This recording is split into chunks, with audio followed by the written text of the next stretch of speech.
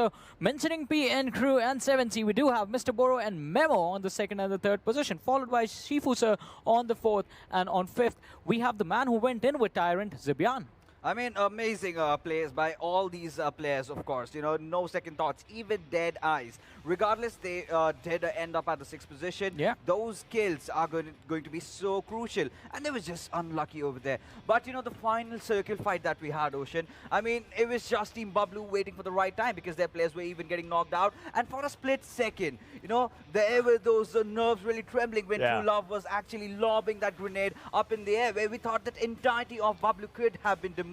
Yeah, that's totally true. But then there's one more team, you know, that I would say actually did good. That's SGT2K, because Frankie had them to 4-9 in his hand and he was all out there. Exactly. Let's have a look at the standings and see where the teams stand. Although, talking about standings, I have to say the best stand was taken by Dead Eyes, guys. Because Stalber Hill, it's pretty weird, right? The angle of elevation on that hill is so weird that high ground does not matter, apart from the castle area where Elementrix sure, but they were too far back. Yeah, and Dead Eyes guys right on the edge. From there, they could literally look down on the opponents and shoot them. The reason they have the 10 kills in this game. 4 teams, top 4 teams, 11-10, 11-10. Look at the kill numbers. They have 42 kills here all by itself. Yeah. I'm telling you, when the graph comes out, I'm not going along. I know the damage numbers are going to be way taller than my height. Probably XP's height as well. Well, moving forward, if you're talking about it. So this is what it all comes down to. Abrupt Stairs, Stalwart, Even Esports, Elementrix, John Mara, High Voltage, and Venom Legends. Nothing, nada. Just nothing coming for them in the kill department, right? Ouch. So this is where it comes down. The teams that have nothing to lose will go all in. That's a good example of PN Crew right now. You know, the surprising element over here, Ocean, is Team Elementrix. But hold on to my thoughts. 230 smokes and grenades. Are you even kidding me? 76 knocks and only 59 kills confirmed. I mean, 59 kills confirmed is a good thing, but 76 knocks coming for those 59 kills, that's actually too high. So I'll tell you why that happened. So you were talking about Salvo, we saw what happened in Salvo. So that's an elevation, right? Yeah. You can knock someone, but as the person goes down, he gets proned or something. You cannot finish him. Almost so that's where automatic knocks were coming in. Exactly, ladies and gentlemen. That is why. I mean, even Experiment during the cast was actually pointing it out. Yeah. Knowing your terrain is really important. The reason Dead Eyes guys were able to do really, really well during the mid to late game stages in this matchup was because they knew their terrain quite perfectly. Exactly. And if the circle, I'm pretty sure if the circle did not take the westward shift to the final moments, they would have been the victors. You know, considering this particular circle, you have to give it up to the cojones of the players of, you know, Dead Eyes. The way they went on to with Stalber, because usually teams tend to stick around to the center, DRS, look at them. Eventually you would want to be over there. But that is where, you know, Dead Eyes realized that the circle might just go up north, and that is where they went in, took those fights, and up until the point, the lads from 7C just come in and wipe them out. But, you know, in those final circles, like we mentioned, we did not see any Stalber circle throughout the entire league and even through the final stages. So the teams did not really have a good idea as to how to really approach. You have those hilly areas, and that's the shortcoming of it, right?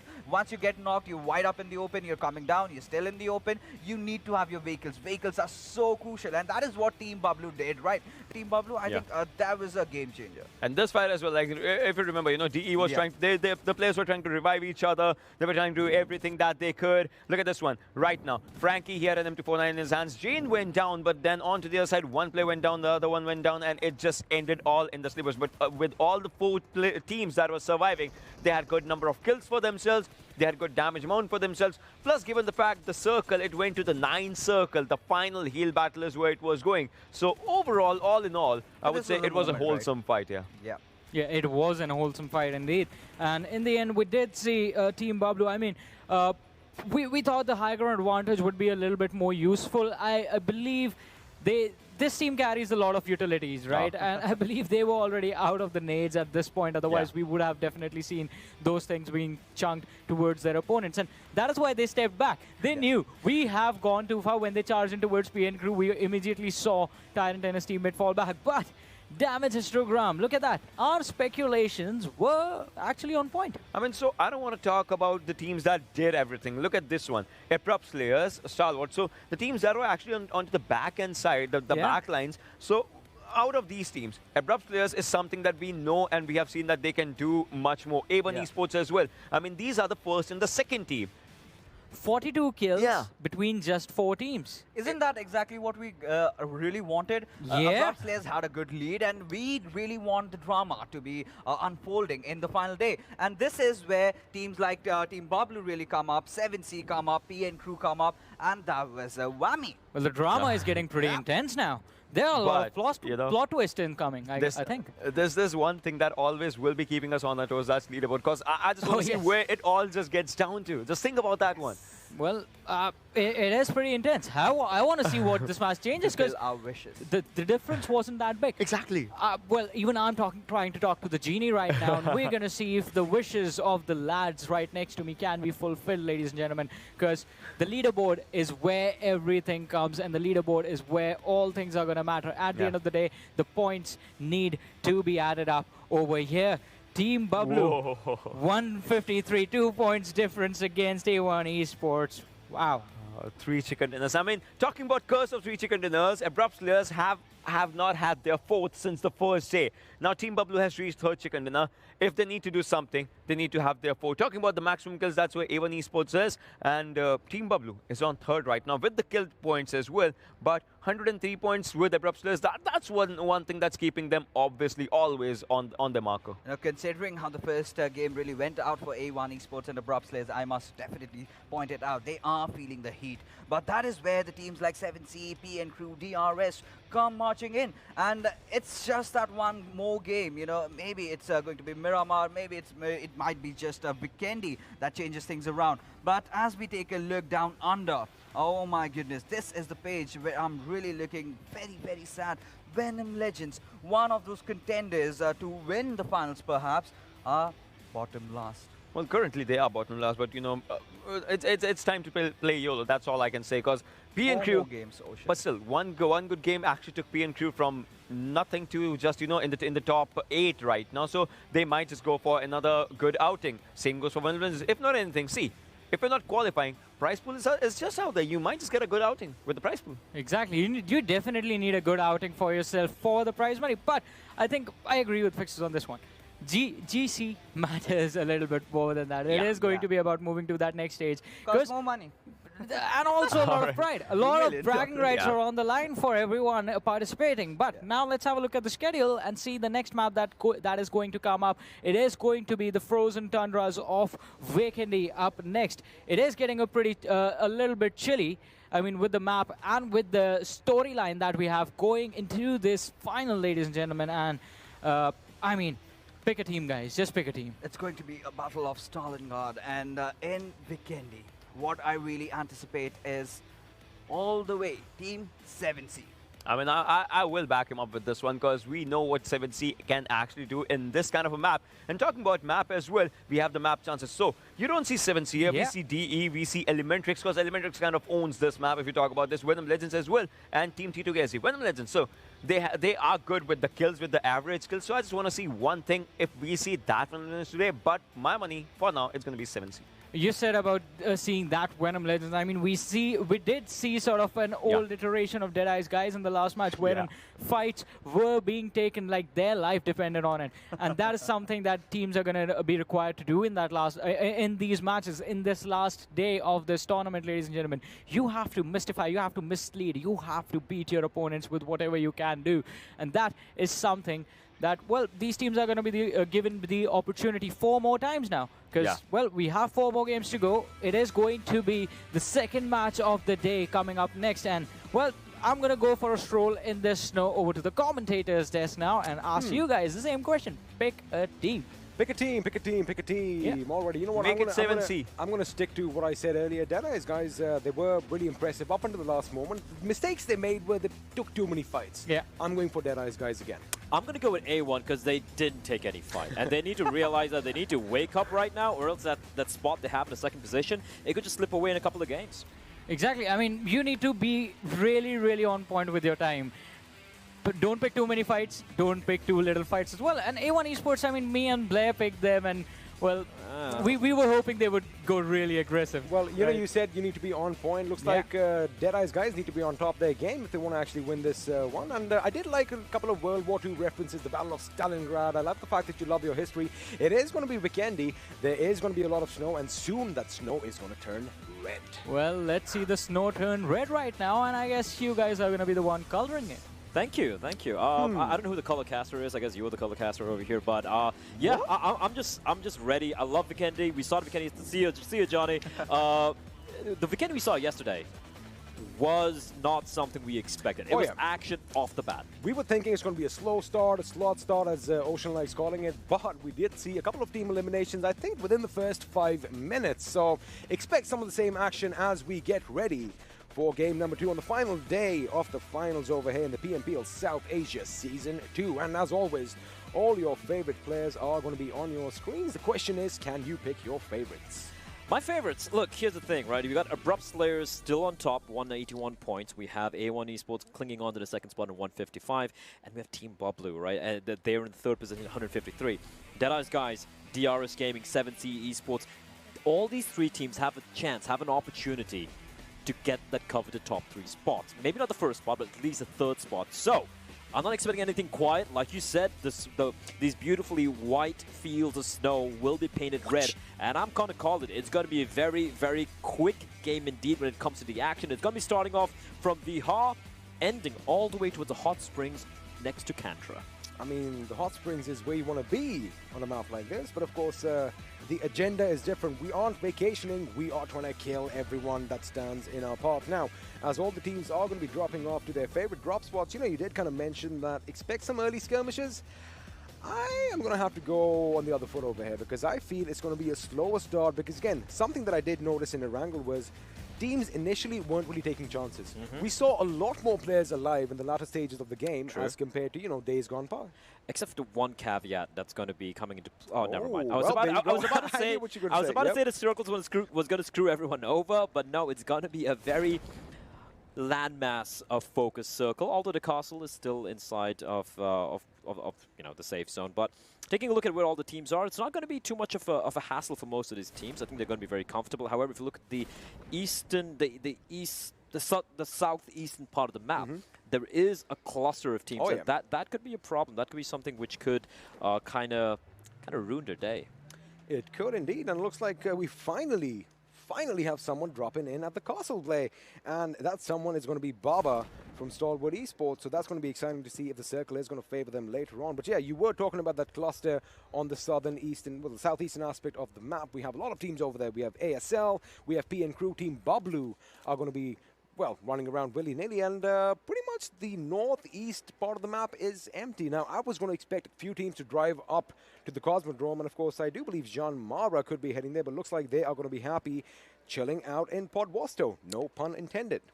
There is a team towards Dino Park, and I feel like that's something which I think it's Venom are towards Dino Park. I think it's Rawford. That could make you a happy camper. Well, now here's the thing. It will make me a happy camper, but the thing is, I'm pretty sure we're not going to see any action at the Dino Park. So if there are any fans out there who want to walk with the dinosaurs, not this time. Not this time, indeed. You know, the thing with dinosaurs, like unless PUBG Mobile kind of, you know, introduces like mecha dinosaurs, I don't mind. I remember when I was growing up as a kid, every one of us watched Jurassic Park. Oh, dinosaurs look so incredible. But as science has progressed, we've now realized that most of them did have feathers. So for some reason, as terrifying as a T-Rex would have looked back when you were younger, now pretty sure now they look like a very big chicken. I'm pretty sure if you do see one in front of you, we are pretty much going to be crapping our pants. But right now, let's see if any teams are going to be doing the same, as again everyone is dropping down in their safe spots. And you know, we did see a cluster down towards the southeast initially, but right now it looks like P and Crew are the only ones who are going to call Cement Factory home, as all of the teams are going to be circumnavigating, you know, all these areas that are already occupied. Remember, they do their homework, so they know the Cement Factory is going to be occupied, and you know, why take that chance? Why risk losing members early on? So that is why teams like ASL, they've moved further up north towards Peshkova, and well, Team Bablu, they in fact have moved further towards the coast. They have indeed, and so much on the line for a lot of these teams, right? There's so much on the line for them. Man, the 3 global championship spots, I mean, that is going to be the big thing, isn't it? I mean, that is what they're fighting for. But what kind of... I wouldn't say surprises me, but what disappoints me a little bit. some of the teams who are in the bottom half of the table, where, let's be real, their chances of getting a top 3 spot, it's pretty much done. Got you. You got nothing to lose, apart from money, right? But now's a chance where the pressure is a little bit off your shoulders, where you just pop off and make life miserable for some of the big dogs. We saw this with Fnatic, I think, a few months ago during PMPL South Asia early this year. We did indeed, and we've been talking about it. Like, we like calling it targeting, right? Because well, if you're not targeting, you're doing something wrong. You are, because I mean, I get it. Everyone wants to win, but of course, some of these boys are friends in the game and outside. So a little bit of help every now and then doesn't help. Of course, I'm not saying you should team up. What I'm saying is, I want to see some drama. I don't want it to be an easy win for the guys on top, right? I want it to be razor thin right till the end. Absolutely. And for me, when it comes to targeting, I think I'm very, very outspoken in my opinion of that. Go for it. If your aim is to get that chicken dinner, you want to eliminate some of the big teams out there early on. What's wrong in doing that early in the game? Now, that's the thing, because if you do take a fight with the big dogs early on, chances are it might not go your way every single time. So, you got to weigh the pros and cons. But you have nothing to lose right now for some of these teams. That is true, but then again, we did talk about that money, right? Now, money is something that motivates all of us. It pretty much drives us all, and well, there you have it. We have the first casualty. Well, not the casualty, the first one down on his knees. The shots did come from Jean Mara, and looks like Jivan Crazy is the one who is down. And well, there you have it, Wang with first blood, and ASC, a similar start to the last game. They did lose that same member early on, and well, they kind of fizzled out after that. Yeah, ASC have been a team who have been very quiet, but I feel the team that we need to talk about a little bit here. Oh, hold on. Wang is coming under a bit of fire, and ASC, I think they've had enough. They're looking for the fight, but while they are attacking John Mara, they're getting shot from behind by Barber from Stalwart Esports. Wang, he needs to heal himself up, and Muffin's going to be dropped. He got a little too overeager there, and now Gunner and Extreme looking to find the third player. Kurkurek is going to be found out with that MAC-10, and with that, I do believe ASC are now going to be down to the one lone man standing, and that is going to be Hanuel, and nowhere to be found, nowhere in the vicinity, and is driving far, far away. Hanuel was going to come in and back up his teammates, but looks like he did stop about a couple of 100 meters off from this fight that is breaking out right now. Korkure has already dropped pretty much all his stuff that he had in his little backpack, as, well, he knows the relief team is not going to be coming through. There you go. He is going to leave a trail to where his final crate is going to be formed. I like that. Maybe, you know what, they are going to see him crawl off to a direction, and he's left all his loot over here. He doesn't want to give his opposition anything from his backpack. I like that. I kind of like that. I mean, he knows it's done for, but this is his last-ditch effort of, shutting down that team. Absolutely. You do whatever it takes to make life as miserable as possible for your opponents. Before the action broke out, there was one team I did want to touch upon, and one particular storyline, which you've seen happen, transpire time and time again, is how there are certain teams who have a fantastic run during the group stage, and when it comes down to the finals, they just don't show up. They just don't show up. Now, there could be multiple reasons for that. It could be nerves. It could be the pressure. Sometimes when it's a LAN event, it could be the LAN pressure as well. But the one team that comes to my mind is T2K. T2K SG alongside Future Station, DRS, and Deadeye guys. Deadeye's guys were the four teams, alongside Team Bubblue as well, and 7C2, who all of the analysts, the segment where I was sitting with the analyst guys, when I was sitting with them, they're like, these are the teams you need to talk about. They're going to be great. And here's the thing. Future Station, they showed up. Sure, they're not in the top 3 right now, but they have shown that they can hang with some of the best out there. DRS, 3rd place right now. Deadeye's guys, 4th position, 4th or 5th position at the moment. Where is T2K? Now, the thing is, T2K currently are the 10th position with just 101 points to their name. It's not enough. It is not enough because, well, the leaders are going to be 80 points ahead of them. Now, that if you do some maths, right, if we say, all right, you need an average of 20 points just to catch up with them per game, that means you need at least 30 points per game to overtake them. So that does look like it's going to be a dicey situation. And you're also going to rely on the fact that the top 3 teams don't get more points, because they're going to be accumulating points as well. Teams like A1, like, sure, they had a slow start to the game here today, but to the day rather, but they're going to be looking for some kill points over here. They don't want to lose that second spot. It is very, very precarious, the position they're in right now. Anyone can take over them. So yeah, I have to say, like, we always have these 1 or 2 teams who kind of choke when it matters the most, and I feel like, unfortunately, T2K have the ignominious title of being that. We have an M249 getting dropped in the suppressor as well. Tasty. You know, when we talk about choking in a game, right? I mean, there are a lot of factors will factor in. Of course, the nerves. It's a very general term. Yeah. I mean, it doesn't mean that the player is bad. It's just that, well, something did not go in his favor. It could be the nerves. Maybe it's a little bit of a shaky start. But anyway, ooh, wow, that was a pretty neat shot in that tiny window. Looks like Wang was spotted out, and well, the opposition over there, Stalwart Esports, are just going to make sure that they do not peek out that window. And of course, I want to see Wang with a bigger gun. Yes, you do. Well, I think he's going to have to do... It would be fitting. He has a bigger gun on his backpack. There you go. You know what I mean? I want an gun. AWM. I want an ARM. I want an M24. I feel like it'd be very fitting for him. Well, talking about an M24, Stalwart Esports, Baba is the one who is going to have the sniper rifle in his hands. Let's see if he... Ooh, he could have spotted the enemy out over there. I think Jean Mara could have been in a bit of trouble over there, but he's going to switch to his MP5. And, well, this man on our screens is Malik. Now, Malik, again... He is one of those players that, survives up to the end. He is good at starting fights, and he's good at ending them. But Stalwart Esports, again, they're a team that haven't had the best of days, especially in the finals. They are in the 13th position with 94 points, although they did win one chicken dinner. They did. Yeah, but one team who have impressed me a lot, who were super quiet on day one and even the majority of day two, P and Crew. They were at the bottom of the table. And talking about P and Crew, they're the team that actually set that bar, in week one, 19 kills to their name. And wait a second, I just lost my chain of thought because that was a loud shot. I just heard an M24 pop up. The question is, did it hit its target or not? Well, I'm pretty sure we are going to see some action further on as all the teams are now pretty much comfortable inside the circle. And again, in true Vikendi fashion, as we did kind of anticipate, it is going to be a slow start.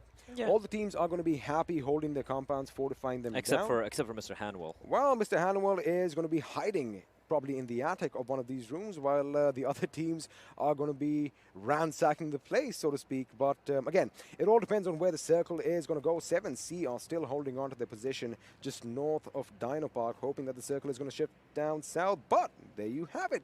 Dino Park is still going to be a bit in play, as Willa is now going to be the center of attention as far as this circle goes. And again, all the teams are pretty much comfortable. And talking about Hanuel, I don't think he's going to move for the next circle or two. Yeah, he's going to be... Get spotted out. He's like, I wonder if anyone out there... And guess what's looking at him? It's an M24. It's an M24 staring straight into his soul.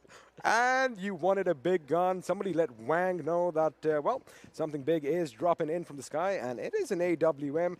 It is pretty much right next to T2KSG, so I would want one of them to actually go and pick up that BFG. But I love the first-person view.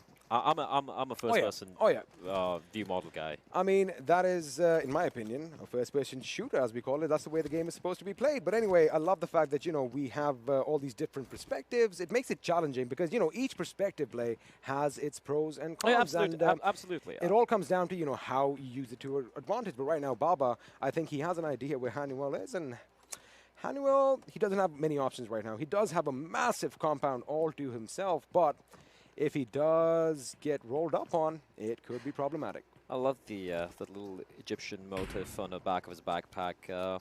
It's a little out of place in Vikendi. Also, if you think about it, he is dressed as a mummy. It looks like he's ready for an early grave. I don't know. I don't want to say that right now. Or he could be looking to unleash the curse of the mummy all over everyone. But let's be realistic. I like the fact that all the players, they do change their outfits according to the maps. That is going to blend in with the snow. Except for the gold. Maybe not the gold. Maybe you should lose the bag at that time because that is going to be shining. But right now we have a fight breaking out finally as T2K are going to come under fire by HV as Cooney is going to go in for the kill. He wants to knock out Skylight's YT. He does get the knock, but he gets taken down instead by Jane. Now Venom is coming in for some assistance as well. He does spot the enemy. Aussie is going to be taken down by the G36C courtesy of Venom Jane. The reload should be coming in as Havoc is now the last member from High Voltage. The question is he going to come in for the fight or is he going to cut his losses and move away? Because this is problematic. Assassin is far, far away. He is coming in, but it might just be a bit too late. There we have it. Assassin is going to come into the fray from the right side as Havoc needs to make a play. Go in for the revive. No, he needs to make a play right now, if you ask me. XP, like, they need to finish them off quickly. He's opted out, and instead Havoc, well, he's just waiting, and unfortunately, that little bit of a window of opportunity he had. He might catch Frankie. He might catch Frankie, but no. He runs out of bullets, has to swap over to the Bison. And now his position compromised as Assassin is getting shot at from another angle. And now they need to they're in a bit of a pickle here. They're getting shot from behind. They're getting pinned down outside the compound as well, and the fight has to be taken. Assassin pushing in with AK-47. He needs to get the trade. He's going to find one. He's going to find two, but he's not able to get the third, and that is going to be the team getting wiped out as T2K will survive. Now expect Deadeye's guys to be moving in the position. There you have it. On top is moving in for the kill because they smell something. They smell some carnage, and now they want to come up and mop up all the survivors. There you have it. He's going to spot the enemy anytime now, and a few shots are going to be let loose, but have a look at that. Elementrix want to join in as well. Mr. Hyozu driving right in on top's position. He almost got knocked down, surviving with a sliver of HP, but Radu comes in from behind, gets a knock. On top is going to make sure he finishes off with the M4. Now, we don't have 2 teams, we have 3 teams who are going to be fighting this out. T2K, they've got to get their act together as Jane gets blown to bits by a grenade by blah, blah, blah. Blah, blah, blah, indeed. And look at how low Light is as well. And Deadeye's guys, they're not going to run away from this fight. They want these kills. And over the corpses of high voltage, this battle is just continuing to tear crap up. Well, as blah, blah, blah takes out another member with the grenade, have a look at Deadeye's guys. They have that hilltop advantage, so they are not going to move in just yet. They're going to make sure they read the kill feed, and they're going to make sure that they're only, you know, one squad that is left over here, so they can come and basically, well, pick like vultures as to whatever is left. But now the circle, everyone is going to be shifting in. Blah, blah, blah realizes, you know what, this is a bit too much. Sonim is lost, and Orange was, of course, taken out as well. He's the last man standing for his team. Not what they wanted, Blay. Again, in true Vikendi fashion, everyone, you should assume that all compounds are taken. Indeed. And, well, talking about invaders coming on in, it is going to be Deadeye's got by Shifu peeking out a little wide. He probably wasn't expecting all 4 players of T2K to still be up and standing, and they are looking to hold on to this building of theirs. They're not going to allow anyone inside without at least giving a bit of a fight. Nice return nade from, I do believe, from Rated Sir, as he will get the res onto his teammate. Shifu will be off his knees. Now it's a 4v4. And this compound, I do believe, XP, it's going to be the grave for at least a couple of teams, or maybe not. I can appreciate this. I can respect this. This is a fight not worth taking, and they're going to leg it. Well, they are legging it. Looks like they are going for greener pastures. In fact, they are heading for a drop and the compound, which is going to be next over. And Hanuel finally is going to be spotted by Stalwart Esports, and Barber is the one who's going to put him to the ground, which means Asadius Esports are out in the 15th position without any kills to their names. Now, Deadeye's guys, they did make a good decision to, you know, get a compound for themselves. Being out in the open in Vikendi could be a bit problematic from time to time. Now, expect again a long-range skirmish to take place without much effect, but it looks like AJ has found Sonim. He takes him down. That means DRS are now unloading on Elementrix. This particular, it's like a game of pass the ball. It's like a team takes a fight, they fall back, another team takes a fight with them.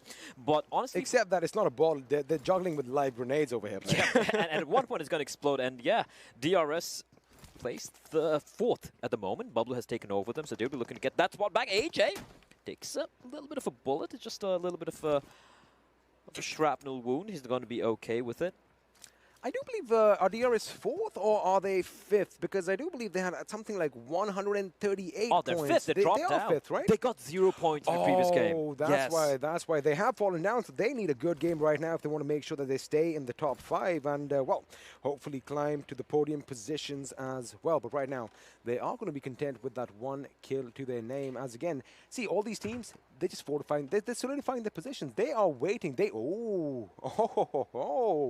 Mafia Ninja is one sneaky guy. He is a ninja. He doesn't even need his hands. Just look up the way he placed that gas can over there. If anybody comes in, he's got his aim on it. He is going to make them go boom. I love it. And you got to realize he needs to do that because he's nowhere near the rest of his teammates.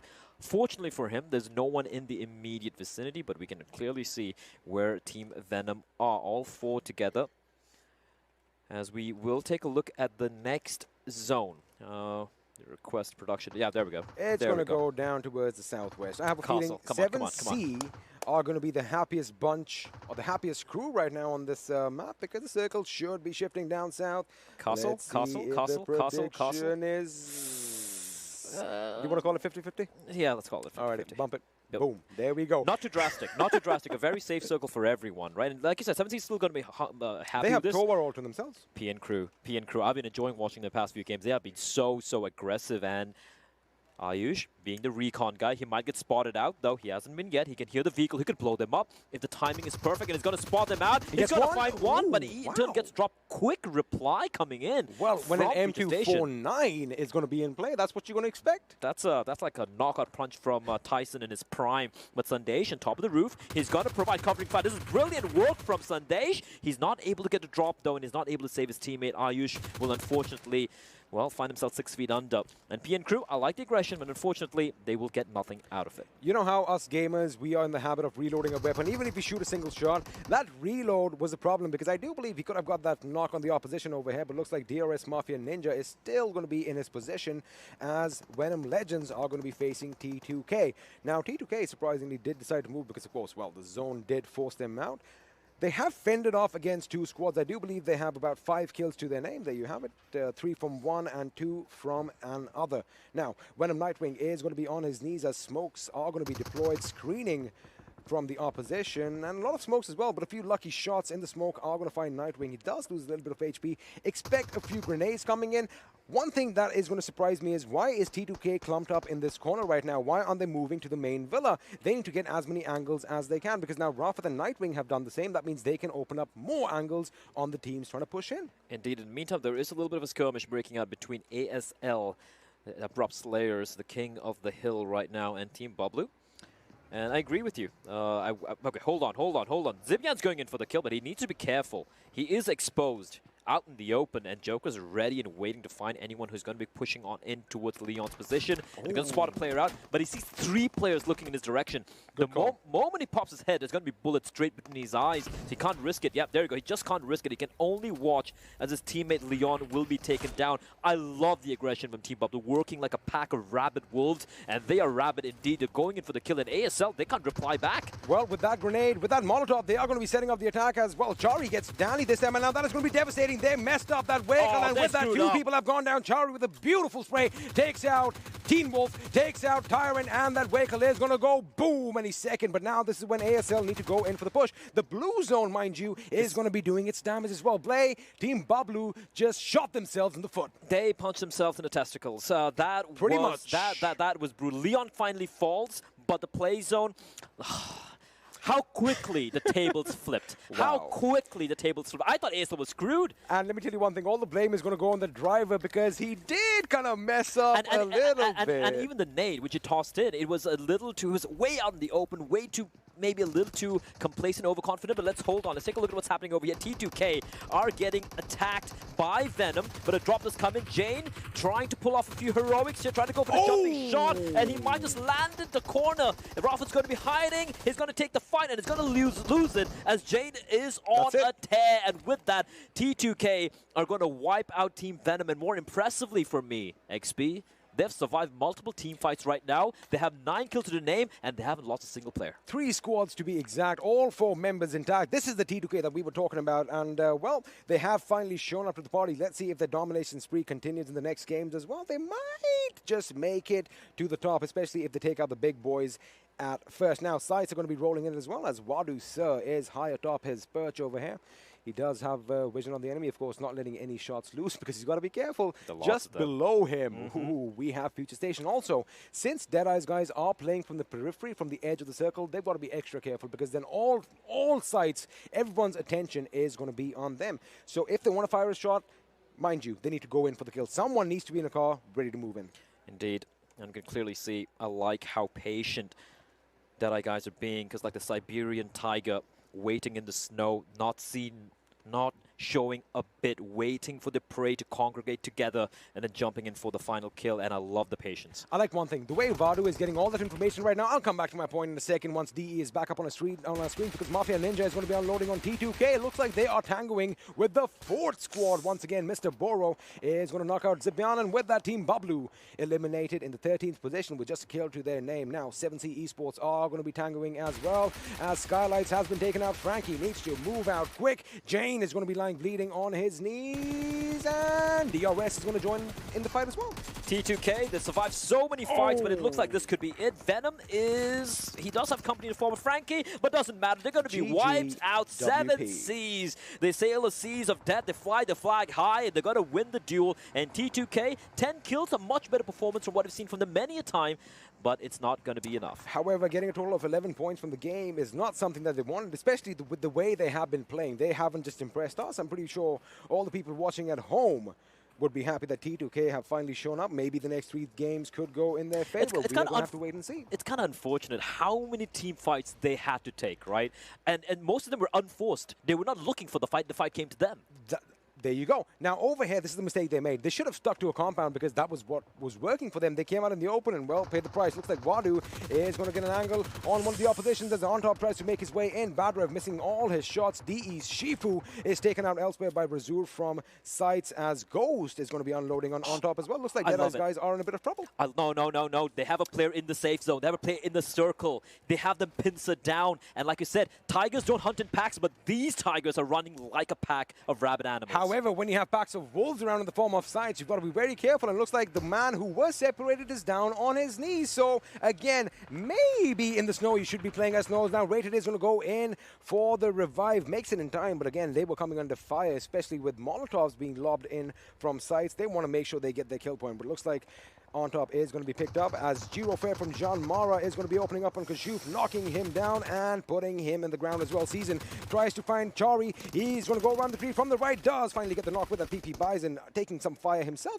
Quick finish over here, and now he's going for more. He does find Heaven, and he's going to take out Heaven as well. Man, this guy is on fire. Like I said, it's hunting season is on. Hunting season is on, and ASL are finding themselves in a season in the abyss, as we do have another house fight breaking out. It is going to be Stalwart Esports facing off with John Mara. John Mara, player down, 1 player very low, and Malik, I do believe, is all by his lonesome over here. Baba should be in the vicinity as well, but he's a little far away, and this is a fight that he can't afford to take all by his lonesome. He needs to wait for backup, as Elementrix will be the 11th team in the meantime to be eliminated. Again, a very low fragging game from them, and Malik trying his desperate best to keep danger at bay. He can find one. He will find one. He could be looking for more. He knows there's at least a couple players, and they're hunting him down. He's got to take the fight, but there are going to be 3 players shooting at him. He's got to get another knock, but it's all he's going to find, and with that, Malik will be put down and out, and Baba is going to be the last man left standing for Stalwart. Now, we saw something. Baba actually went for the... Wait a second. On Top, there's a grenade coming towards you. He's good.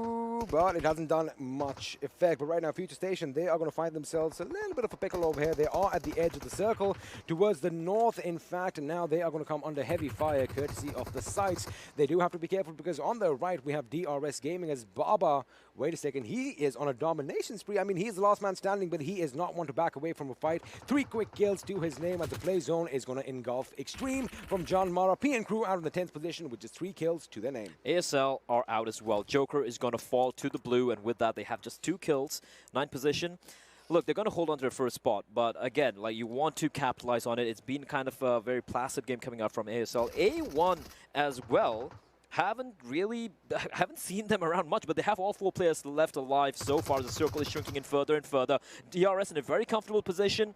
We have Skype as well on the periphery as a little bit of a... This is a standoff here, and Deadeye's guys down inside of this little pit are getting sandwiched. Talk about being in the valley of death, because at one end they have Future Station, and well, at the other end, John Mara is going to be dropping in as well with a few shots off their own. Deadeye's guys have to be careful. Have a look at Baba. Hello. He is right next to him. Remember, he is the last man standing, and well, those tents are going to help. That grenade comes in. It does a little bit of damage, but luckily it ricocheted off that bar over there. Otherwise, Baba could have been in a world of trouble. Now the first aid is going to come in. On Top is going to deploy some smoke because he does want to back up towards his teammates. But the thing is, the situation they are in, he has to go either towards Future Station or towards Stalwart Esports. Not a lot of options for Deadeye's guys over here. Not a lot of options, and like you said, a proverbial rock in a hard place, where both the rock and the hard place have a lot of weaponry to work with. On Top, I like it. He's going to deploy a lot of smokes, use that opportunity to sneak in and join his teammate, that is Shifu. He's going to try and use that opportunity to creep on up, but Future Station 3 plays ready and waiting. The Molotov is going to come on in. That's going to make life a little miserable. They're burning alive, but it's a little too deep. And I like what Future Station is doing. He's just going to leg it. Just going to go for the drive. He gets Shifu sure is going to find Bad Rev, and he's going to get taken down. And Shifu is bleeding out. He's taking so much damage, but he's going to take them down. They're running. They're running with the tail stuck between the legs, and Shifuso somehow, he stays alive, and he gets a couple of knocks. Well, all that Kung Fu training is coming in effect, but he finally does get taken down after taking not one, but two from the team of Future Station. Sights goes to the one who takes him out. Baba is going to fall to the play zone, which means Saltwood Esports are out in the 7th position with 4 kills to their names. Now, we are down to the final 6 teams. 18 people are alive as Jiro Fair is going to be making his way toward the circle. 7 kills for the boys from Jean Mara. That is a good outing from them. Sights, now they do have the good position in the circle, but they have to fend off against 2 members of Jean Mara. Jiro Fair and Wang are coming in. Wang gets taken down. Jiro Fair is going to be the last man standing as Razur is going to be relentless with indiscriminatory fire in that direction. And there you have it. That's all she wrote. Jean Mara out of the game in the 6th position. Scythe are the reapers of these white fields. Souls, players' bodies dropping by the wayside, and they're looking for more. A1 Esports, mind you, they're still in the running. They have a couple of players who are bleeding out, but look at Scythe. No, they have no fear. They have no fear. They're just looking to take the fight to anyone they can find. But A1, they have a little bit of fortification here, a metal fortification. The DRS kind of spread out, but we're down to the final 4 teams. Down to the final 4 teams, and Future Station look good right now, but just as I said, that Machine does take out Galzin, but he is taken out instead by AJ. DRS need to act quick because, well, they need to make sure they eliminate Future Station if they want to stand a chance to win this game. That is going to be the first hurdle they need to cross. Elsewhere, Sights are going to be unloading on A1 Esports, making sure that they keep them at bay. Well, there we have it. 6ix9ine is the first to take out Phobia, as Ghost is going to retaliate with a knock on Sinister. Now, 2 fights are breaking out elsewhere. Razor is in a good position. Now, the question is, should he pick a fight with DRS or should he eliminate A1 Esports first? Because A1 is going to be coming in hard, and Mafia Ninja finds Machine and finally takes him down. Razor from the other side almost putting him down onto his knees. Indeed, he was. Steel Shot, the final man remaining. He's got to have nerves of steel right now as a bullet just whizzing past his head. A1 6ix9ine, who's going to find himself on his knees. Jax replies back, fighting Ghost.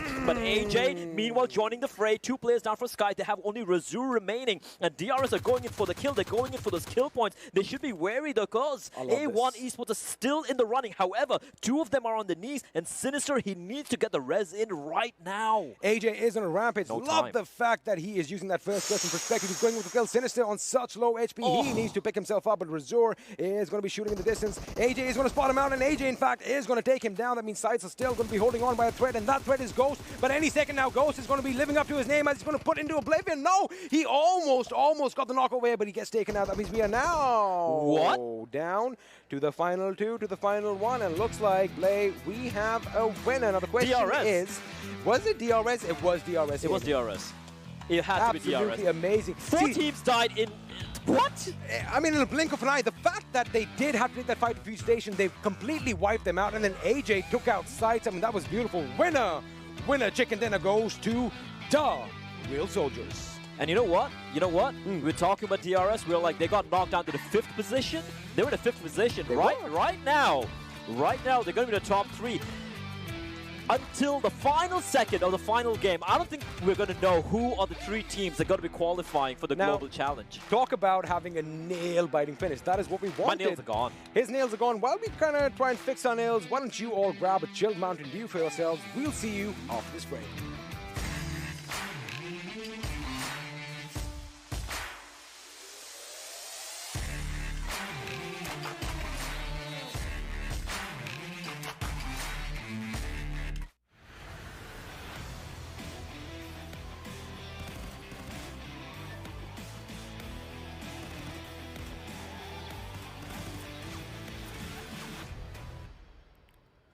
Welcome back once again, ladies and gentlemen, to the PUBG Mobile Pro League South Asia Season 2. This is Super Johnny, joined on the analyst desk by Fixes and Ocean.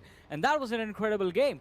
I mean, Janmara, they were going so strong up until the point they got sandwiched. I mean, PlayZone took the best out of everyone, I would say, in this particular game or something. PlayZone is always, like, it is pretty broken, MVP. Right? Yeah, it is pretty, like, MVP most of the times. Pretty deadly to most of the players. And in 2 specific maps, Miramar and Vikendi, and we have both of them today. Vikendi is over, and we do have the MVP of this game on our screens as well, ladies and gentlemen. AJ from the Real Soldiers. Yeah, no second thoughts. He completely deserved it. And what a time, in fact, to get a chicken dinner. 6 kills, 962 damage. That's massive. And surviving for 29 minutes, I'm not really surprised on that. 2 assists is quite good enough, but this is that one breakthrough DRS have been needing for quite so long. I would say a perfect MVP stat coming out for this player, right? 2 assists maximum, 6 kills maximum, damage 962 maximum, survival time obviously maximum, but damage taken, yeah, it's not the average, it's above average, but it's not the maximum damage taken because you have to just not be at the maximum damage taker's lead, right? Because you need to stay safe somehow. Exactly. Stay safe somehow. I mean, as I said, you have to mislead your opponents into thinking you are quite far away from them, when in fact you are going to be right next to them and just take them out. But we also have to look at the top players, ladies and gentlemen, that did perform really, really well in this game. And on the big screen are the names. DRS Nima on the 2nd position, the 3rd being taken by Baba from Team Stalwart Esports, followed by G.I. Jane. Well, that's what we call him. T2K SG's Jane on the 4th, and Ghost from Team of Sights on the 5th position. Yeah, of course. This game was kind of scrambled, to be honest.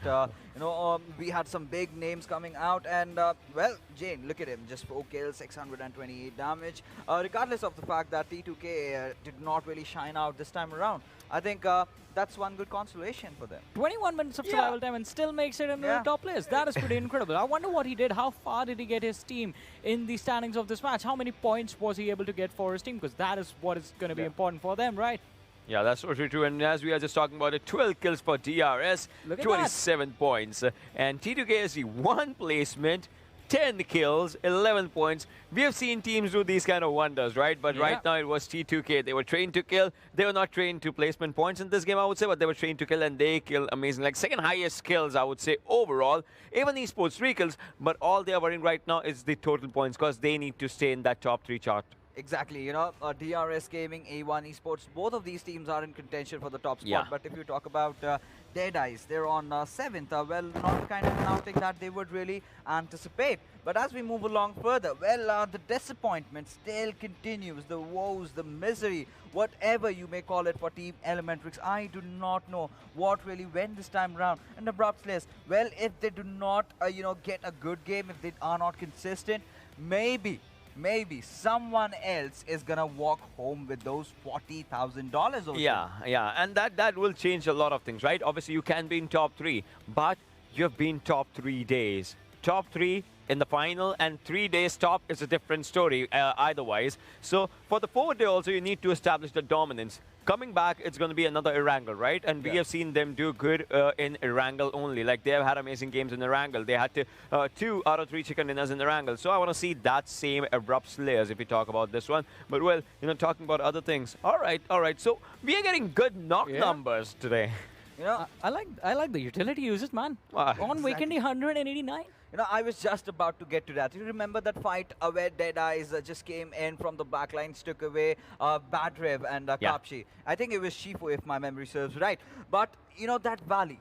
That valley, I consider it as the valley of death, but that was the valley of smoke. It was completely fogged in. And if we take a look at how the zone really shifted, it was around Mount Kresnik this time, the circle really not throwing out a lot of curveballs. It was kind of quite anticipated. The teams really went in. And in the end, it was the boys of DRS that really did outshine everybody. I mean, today I have to say one thing though. We do have the zone analysis, the zone replay in front of us right now. Just like the previous game, this is in one of the most weirdest terrain you could find in the map. And that's one thing. See, Mount Kresnik, I'll still say it. I always say it's one of the most underrated areas if you want to land there. No one lands onto the mountain, right? Because you don't get a lot of areas. Had there been... And the vehicles. Yeah, and the vehicles as well. Plus, look at this. We do know, I mean, why is Talbot underrated? Getting out of there can be tricky if you are contested. Same goes for Mount Kresnik. How do you get out? It is open areas on all sides. Yeah, that's true. And look at this. Out in this area, Team Sights is kind of at the central area of the circle. You can see Jean Mara, they have to get in. Talking about DE as well and FS. So FS and DE, they had a very good fight in this one. And that was all for the contestation of the central circle side. And that's where DRS already... See, DRS was already inside the circle. It was at this moment that DRS already had their game. Plus, moving forward, as we will slowly and steadily, we'll see a few more things, right? Look at this. DRS, they have a proper open area like for themselves, while 7C will be taking fights against A1 Esports. The northern side is already clustered. DRS is sitting, waiting for the strategies to be cooked up. Exactly. Similar situation similar to what Team Bablu faced in the last game. Exactly. That's the thing. Plus, we saw 189 smokes and nades, right? Yeah. Had there been just one shack or something in the middle, we might have seen 200 plus smokes and nades. Like, utility usage would have just blasted out with everything. I disagree with that, because had it been one shack or one compound, let's take a cluster of compounds, you know the level of contestation that would have gone in for those compounds. It would have been super, super intense, ladies and gentlemen. But with that, let's move forward and have a look at the new moments of this match, because I am pretty sure there are plenty. Yeah, there certainly are plenty. And right off the get-go, we did see those fights, happening around Mount Crescent already. And this is the domination coming out from the players of T2K with the way they went up against Code Zero. You know, one thing, Code Zero High Voltage, this was also one of the teams that I had really huge high expectations from. But well, it's still the first tournament, I am pretty sure. The next season, they are going to come back with a banger. But if we talk about those final few circles that really went out, it was completely in the favor of the players of DRS. They were completely in control. We did get to see that when we saw those maps coming out. So this is where Team Bablu went down. You saw that, right? They dug their own grave. Yeah, they actually did that. Like, as XP actually shot, they drove into their own graves. Yeah, that's another way. That's a good one. That's a good analogy out there. But well, Jane right now again, just taking those kills for his own self, just taking down players by players by players. But as it went down to the 8 circle, 7 circle, as the zone was open and the play zone was, kind of disturbing teams. So that's where things actually just went on for a lot of things and a lot of ways. And, to be honest, right now, we all do love the drama, right? The Team Bablu winning one game, Team DRS winning one game, next game, what do we have? Team D, Deadies? Or maybe is it Abrupt Slayers? Yeah. Or maybe A1 Esports? Anything can happen. But what we really want and what all the fans really want is the game boiling down to that last final fight that will decide the winner. Someone is obviously catching up on Abrupt Slayers, and if they do not really wake up to the senses, I think the lead that they've built up for themselves is gonna go down. But this is where you've got to give it to the cojones of AJ. Look at those reflex timings ontowards him, instantly just proning out, then the zone engulfing everybody, and with that, Ocean just take it over. I mean, somehow we say the zone was engulfing everyone, right? But the zone was actually doing a lot of damage. As we see where I am, there's not much of the bars, but as we see on the either sides, the bars are constantly increasing. And on to the team that obviously had a chicken dinner, they will be having maximum number of bars for themselves about the kills and about the damage stats. But comparing this one as compared to the previous game, as we just see and as we just talk about, there are a few key factors, right? Absolutely. One of the most important key factor is in the previous game, 4 teams had 42 kills for themselves. Think about the damage stats that were out there. But in this one, as we talk about 2,000 plus for the winning team, yeah, we get it. 12 kills is a decent outing. But as we just move on to the back lines, that's where it always goes on. That means the teams that are actually, on the 15th position, 16th position, maybe till 10th, 11th position as well, they are trying to fight, but it's just not going their way. That's where the bad fights versus the good fights just come up. That's how you summarize each and everything out in this one, because you're taking good fights, you're having decent outings, rotations also kind of pose a big threat, and that's where I would say somehow Team Bablu kind of just went down, right? Yeah, of course.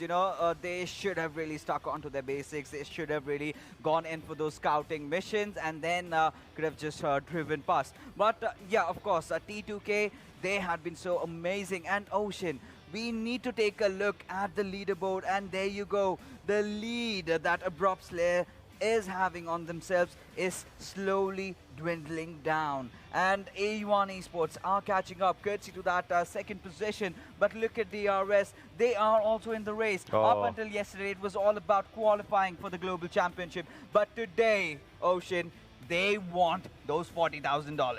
Are we seeing something similar as yesterday's last game's leaderboards? I mean, that's where Abrupt Slayers, A1 Esports, DRS was. Team Bablu and DE, they had a swap for themselves, but the points still stay same. So it's still... Deja vu. I mean, I would say just one thing. Blaze said something, and I totally agree with that one. Top 3 teams will never know till the final leaderboard is with us. 184, 170, 165.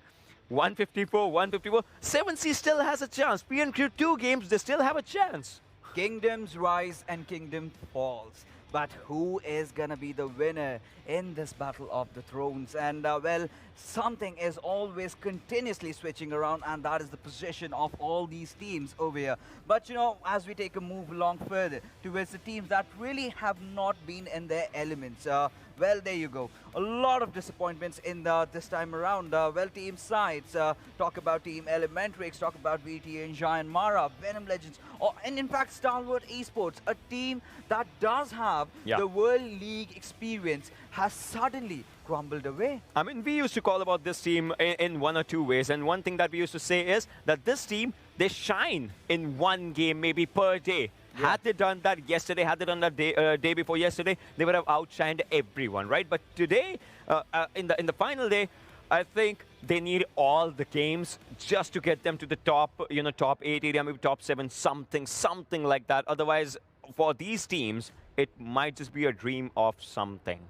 Final 3 games remain. Just those final 3 games remain. And ladies and gentlemen, you do know what is gonna happen, right? You do know that we will have some teams dropping by and some unfriendly neighbors dropping at your doorstep.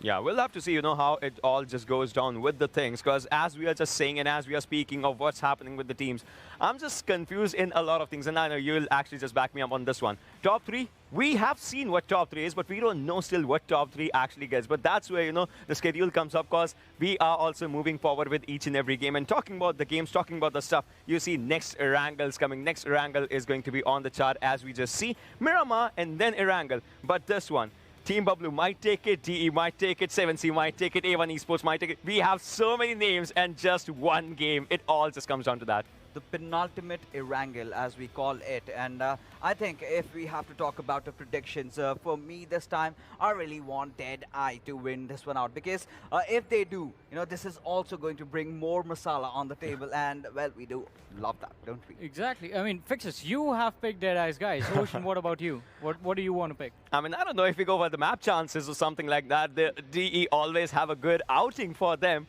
But sometimes things obviously change. I mean, we'll be having a look at the map chances, obviously, right? Look. Here it is. So, Abrupt Slayers, they still have their top lead in this one and obviously in the overalls.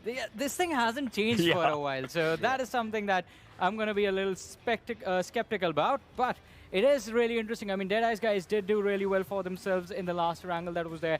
It was just quite unfortunate, the circle moving away from them. And the opportunity was utilized quite perfectly by the other teams, be it PN Crew, be it Team Bablu.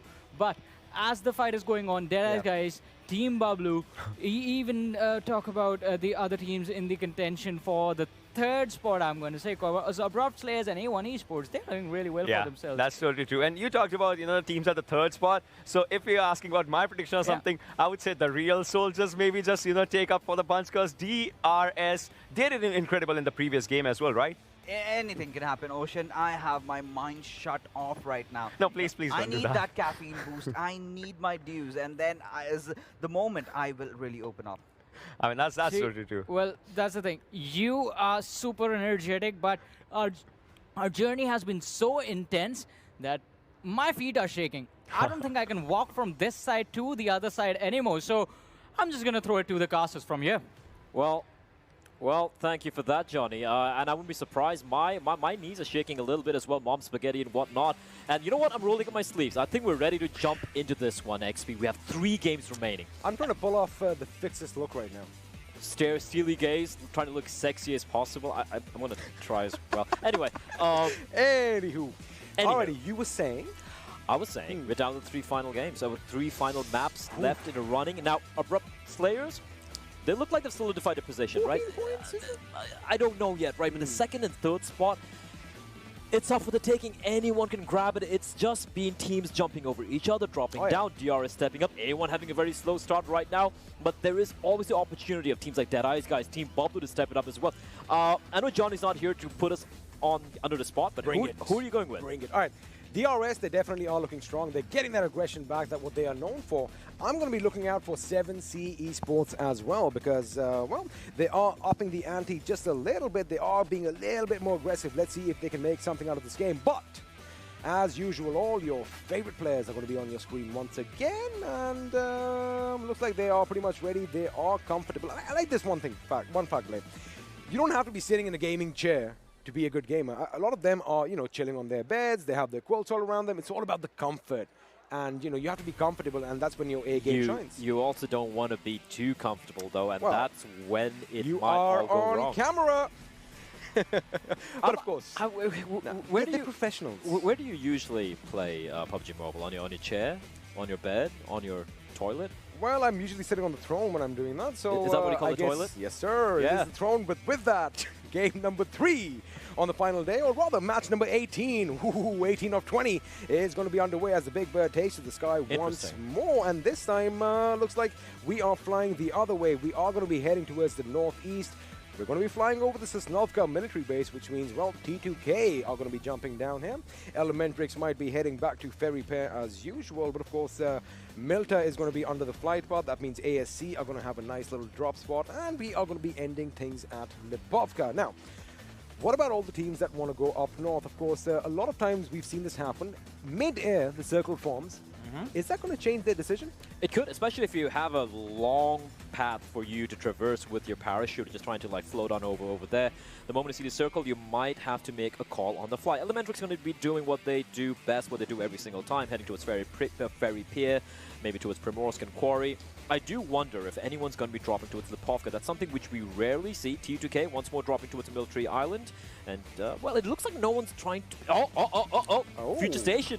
Future Station, they did it once, and they're doing it again. They're going to be dropping towards Novo, making things a little bit more spicier. Making it a bit spicy, but the thing is anyone going to be following suit? Because Stalwart Esports are going to be heading up towards the shelter, as they usually do. And talking about Lipovka, I'm going to expect Jean Mara to be dropping down there. That is the place they love calling home. But now, all eyes are going to be on the map. All eyes are going to be on the first zone that forms. And what are we thinking? Are we going to have a southern shift, or are we going up north? North. Oh, well, there we have it. It is going to be down south. Now, a lot of you have seen this circle plenty of times. Future Station are going to be breathing a sigh of relief. Oh, finally. Jeez Christ. Finally, we're in the right end of things this time, because had they dropped at Georgia Paul, they would have had a long way to come down. But again, time will tell whether the circle shifts up north, or we're going to see a military base finish. I want to see action end of the military island this time. I would love to. I would love to. I do believe it's going to be chaotic, especially with a little bit of bridge fights breaking out as well. The question for me is, are any of the teams going to be heading towards Georgia Pole? Now, that's a place where we know Team Bubble really like heading towards, and they're still in the air. And they're going to be heading in the direction, but it's too far away. So they might have to stop towards Gatka, or maybe towards Ruins, if I'm not mistaken here. As AAC, they're going to be looting up real quickly. A lot of teams trying to take advantage of the circle and dropping in straight smack in the safe zone. Now, you know, you were talking about Georgia Paul. Of course, Team Bublu is a team that loves going there. And there we have Team Bublu stats on our screens. 4th position right now, a total of 154 points. Now, they definitely do something in this game. I mean, they did come out swinging in game 1, so but close. It's so close. It is so close. 184, 170, 165. This is what we wanted. A1 have been super quiet in the past couple of games. So today, on the final day, they haven't been really doing much, to be honest, and that's the problem. Even though they're in 2nd place right now, DRS Gaming, they're behind them, but just by 5 points. Team Bublu, they need, what, 16 points to tie things up with them. So you can't remain complacent. Also, mind you, A1 Esports, they've just had that one chicken dinner, while Team Bublu, they've already scooped up 3 of them, and, you know, they are a little further down in the leaderboard, but again, that is kudos to A1 Esports consistency as well. We have the first few shots fired in the game, and it's going to be Venom Shuvo, who does try to land a few lucky shots on the opposition, but that's a good decision to move out of harm's way. Now, that bike, it's a cool bike, but it might just give away a position a bit too much. That is bulky, is all I'm saying. Listen, in the wilderness... Kind of looks like a hot dog. In the wilderness, when you see a very colorful animal, a snake, a frog, they are toxic as hell. They are venomous. As maybe that's what he's looking for. He's like, look, you see this color? The color of death, baby.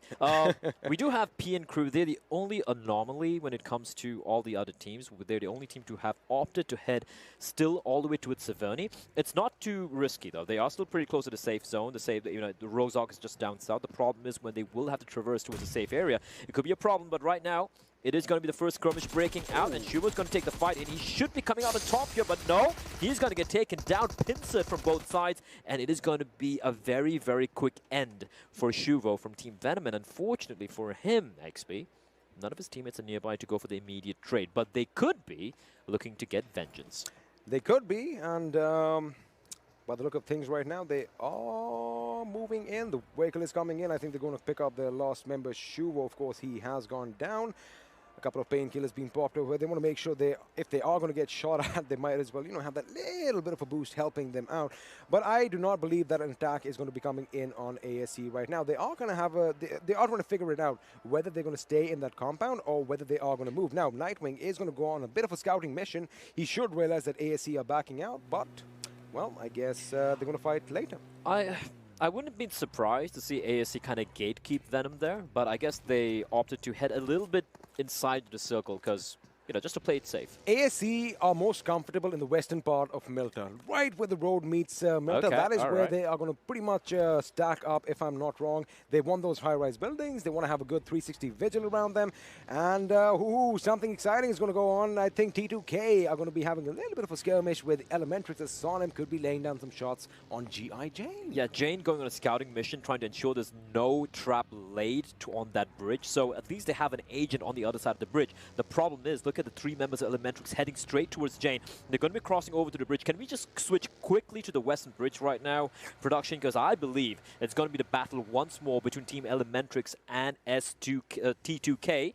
However, the thing is, I kind of imagine Sonim to be a bit further up closer to the bridge. Right now, T2K are going to be in a position to kind of cement the position, fortify that thing. But I don't think they're going to stop over here. They're going to move further inland. Yes. They might, in fact, get those little houses on the cliff. Yep. Right next to the bridge, if you know what I mean, and that is a good spot. Of course, you can control the mainland from there, and you can still shoot down at the bridge. And more importantly, it's actually almost smack center of the safe zone, so they can stick around there for a long time. In an emergency scenario, you always have the option of jumping off the cliff into the water as well, in case you have no escape route. And I like this. They've done this a couple of times, trying to be proactive, not sticking around to Military Island too very long. What's going to suck is if the circle does shift down south. But the good thing, what they've done here is they've, I do believe, kept at least one player on the bridge, perhaps, or near the bridge. At least have some oversight on the bridge in case they need to escape. Well, that would have been a good thought, but it looks like that last member has crossed over as well. Of course, you want to stick together. This is a team game. At the end of the day, let's see if that is going to come to bite them later on. But right now, they are going to make sure that they have a good foothold on this little mountain top, on this little hill. Ooh, Frankie spotted out a vehicle over there. And as usual, I would do that. Everyone else watching would do that. You see a vehicle, you know somebody's going to be using it. You pop out the tires. You want to disable as many vehicles as you can. Now, this also tells them that the barn houses where Frankie was shooting are occupied. So, you know, they've got to be careful if they are going to be traversing around that particular area. But right now, Team Bablu, this time around, Blade, they haven't gone north towards Rozhok. They came down south and are going to be looting around ruins. And, well, we just might see a fight break out with Abrupt Slayers. It did take place earlier in the previous game as well, and that could indeed be the case. Right now, it's just a game of waiting out the circle, waiting out the zone, and seeing where the next safe zone is going to be. Interestingly enough, despite almost the entirety of Military Island being inside of the circle, there's just one team there. It's Future Station. I do believe they should have a boat as well in case they need to traverse and avoid the bridge. But right now, yeah, nothing really breaking out. No skirmishes yet. We have PN crew as well, slowly migrating down south towards Rozhok. And I don't believe you're going to be seeing any team fights breaking out until the next zone. It does look like, however, Shifu Sir was in a bit of a mood for drive-by, as now, Jean Marazgana definitely has an idea where Dead Eyes guys are heading. The question is, are they going to stop? Yes, they are. Now, good decision. Move your vehicle out of sight. You don't want to make sure that, you know, you give your opposition any cues that there could be people around. Now, all right, that's being a bit extra careful. Smoking around the buggy and getting out in time. Talk about being careful, Blair. I mean, they are making sure they cross. Wait a second. This plane is a bit bumpy. It's a bit of a bumpy ride, and there you have it. Wow, that's why, because it had an extra payload on it, as 2 airdrops are now going to be falling down. One is an AWM, the second is an M249. Both in the water? Both in the water, perhaps? Both in the water, indeed, and just north of the beach on the Military Island. Well, I'm wrong with one of them. Mark 14 in the first airdrop. I wonder what's in the second. All right. I get 1 out of 2. I think I'm going to be happy with that. I'll give it to you. I'll give it to you. The M249 as well can come in handy, but you do see the circle. Let's take a look at the circle. It shifted, and guess what? T2K are smack in the middle, so is Elementrix to a certain degree. The bridge, the western front, that's where the action's going to be breaking out towards. Now, a few of these teams are going to be comfortable, but then John Mara, oh, Gelton's done for. No, he runs out of bullets. He's got to go for the reload. In the meantime, another little bit of a skirmish breaking up in the Dead Eyes guys. And I do believe the 7 Seas, this could get very ugly indeed. John Mara, they're hungry for this. They want to take down DRS. They're driving up, getting down, trying to rattle off a couple of bullets, but they're too far away. DRS wasting no time, as Wadu Sir in the meantime is going to find Skyte's Ghost. And Ghost will be finished off by Wadu. Ghost has been finished off by Wadu as Jean Mara are still going to be driving around. Looks like Wadu is now going to finally come under fire as he tries to make his way back to his teammates. Elsewhere, Assassin gets a knock on Extreme as CZ High Voltage are taking the fight to John Mara. Cooney with another knock on Wang. Over here, Mafia Ninja has to be careful because his teammates are coming in, but Stalwart Esports are the ones that are firing upon him. That could be problematic. Oh, he gets out in the nick of time. Black is a lucky man indeed. Now, this could be interesting. Stalwart Esports, Baba, I think I have an idea what he wants to do. He is trying to get the position near the cliffs. Little does he know, all those positions are already taken, and he is driving through no man's land. He could be shot at any time. Now, the question is he going to make it? Yes, he does. Elsewhere, Gunner now finds the last member of CZ High Voltage, and Cooney is going to go prone in the nick of time. And are those revives going to come in? This is not happening. CZ High Voltage are in trouble. Wait, no. Wait. Yeah, there are 3 people down. I think there's a little bit of a mistake on the... Now that is confusing indeed, because I do see Aussie and I see Assassin. I see Cooney on my screen as well. And, well, the 4th member is Nay7 this time around. He's bleeding out as well, 100%. He is bleeding out. Yeah, there's nothing Cooney can do right now. He just has to try and stay alive for as long as possible. Unfortunately... Oh, look at John Mar. They're wasting no time. They're wasting no time. They want those kills. Oh, Nay7 is alive. That was John Mara's Extreme who was caught up in that little firefight over there. And now he is going to go in for the ride, but Giro Fair is going to be taken down courtesy of Cooney. And, well, that is going to be bad because they are not only going to lose one member, but potentially can lose another. And, well, there you have it. How the tables have turned. How the tables have turned indeed. And... it is going to be a 2v2 situation over here. And now Cooney is going to make sure he is going to destroy that vehicle just in case another one comes in for the revive. But now, Gunnar can only look helplessly. Wang is taking the fight to Cooney. He has spotted out the opposition. Does lay down a few shots with that ratata, but Cooney goes in cover in the nick of time. Now, Nay7 is going to be a bit far off from his teammates, so I wonder if any assistance is going to be coming in from that direction. However, the distance isn't too much. It is only about 100, maybe 150 meters, and now Cooney does deploy some smokes.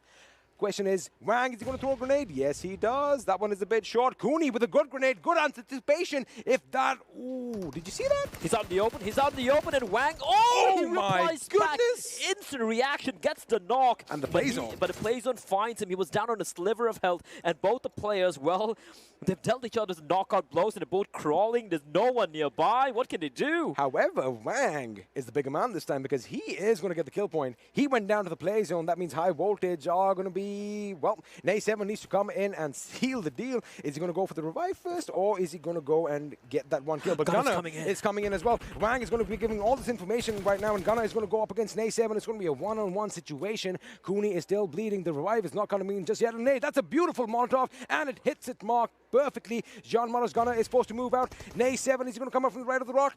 Gunnar moves in. He is zigzagging his way. He is going to have his trigger finger ready. The revive has come in. Shots from both sides, and there you have it. He was confused. Who do I shoot, left or right? And with that, Jean Mara out in the 16th position. The res in the very final second. And well, with that, they've been taken out. Cooney will, however, be knocked out by the play zone.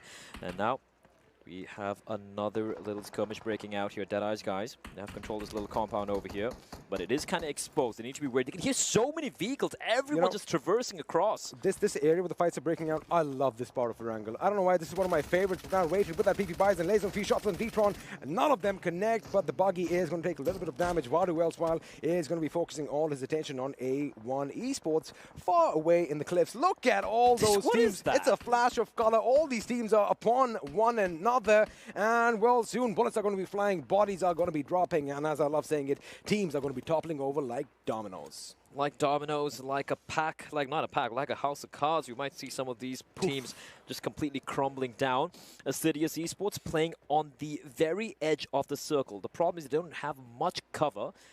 Shifu, he's exposed, and the bullet's going to mow him down. He's been knocked on. Kurkure is going to get the knock onto him. Position compromised for Assidious, so this is the problem. Even though they get the knock, they need to push on in, and that's exactly what they're going to do while they have the knock, and they're going to be pushing into the compound of Deadeye's guys. It's going to be taking the fight to a team right now who are placed top 5 in the overall standings. Can they survive? The rest is going to be coming in. Wadu needs to keep the opponents at bay, but look at AC charging on in. Shifu needs to heal himself. He's instead going to drive out. It is so lucky to stay alive. He managed to get to safety in the nick of time. He just legged it. He just put pedal to the metal. It's like, I'm out of here. But they've left their teammate. And unfortunately, he does get knocked out by Skylights from T2K. But right now, DE's Waddle is going to be in trouble. The grenade does go down. Hanuel, in fact, is going to be knocked to his feet. Siobhan Crazy's got to be careful because now he's going to get shot at from A1 Esports and Stalwart Esports as well, because these guys are at the cliffs. If you remember now, Wadu trying desperately to make sure he gets another couple of knocks because, well, Siobhan Crazy is going to patch himself up, as is Kurkure going to be coming in for the fight. Now, Hanuel should be picked up. It is going to be an easy res as they are in the circle. Now, A1 Esports could be devastating. Look at how they are split up on the cliffs far behind. But looks like Razor is going to get a knock on a member of CZ High Voltage. And A7 has gone down, which means Cooney is now the last man standing. Switching over here, we have P and Crew duking it out for that tiny little hillock with Future Station. The nade is going to be a little too much to the left. And I do believe a few smokes getting deployed. Well, nades actually from Machine. Probably thinking that P and Crew are playing a little bit closer. Steel shot will be dropped. And finally, Wadu Sir, he gets one knock, but it's all he'll find. The thing is, he was a bait left behind by his team to delay them for as long as possible. So even though he gets taken down, 3 of his team members will survive. 2 of his team members will survive, rather. And now, well, one team knocked out, 15 still running, but 50 players left in the server. The circle's going to shrink in even further, and this is going to get chaotic. Future Station getting pushed by Ayush, and look at Boro coming in from the left side flank, and with that Future Station, well, they have no future anymore. They will be taken down. Was that a pre... Oh, I think there was a smoke over there. A1, though, okay, they've left the cliffs. They're taking the fight now. I think it's the right decision because the circle is going to be moving in up north. It is going to be heading towards a little bit towards Pachenki. Oh, that's a good grenade. Good grenade. Lucky to be alive, but that grenade is going to bounce out. Now, Avon Esports are going to find themselves in Assidious Esports' position, as now they are going to be charging in as well. ASC down to 2 members. Kurkre and Hanuel are going to have to fend off an attack, and those guys have the intent to kill. Elsewhere, Nima from DRS is going to take down Grafith in a hail of bullets, as Mr. Boro is going to be knocking out members from Elementrix. As we join Sandesh, he's going to set his sights on Black. He spots Black, lets out a few bullets, but none of them do connect. In fact, they hit the windowsill instead, giving away their position. Now, P and Crew, again, 6 kills already. Spots out on him, takes out blah, blah, blah. That's 1. Is he going to confirm it? Yes, he is. P and Crew, I got to say, past couple of the first 2 days of the finals, they were very quiet, but past today and yesterday, they have been just looking to mow everyone down. They have been on a warpath, and it's kind of unfortunate that it's a little too late, I feel like. But you know what? They're making life miserable for a lot of these other teams. As Boro, the rest should be coming in, or maybe no.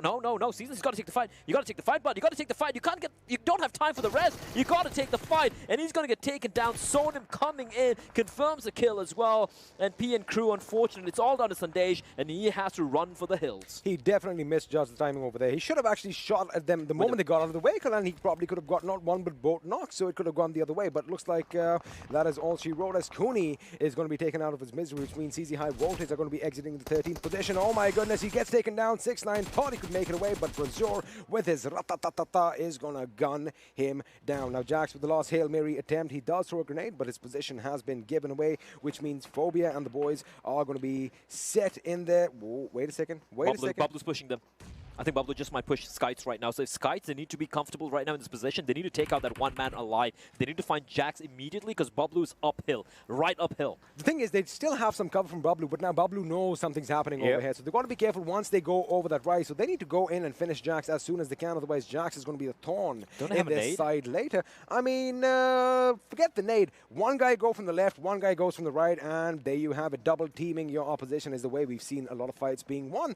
But again, they are being a little hesitant, not something that you'd expect from the Grim Reapers, especially since they know only one man survives. Now the blue zone is going to be coming. He's spotted out. He's been spotted out. There you go.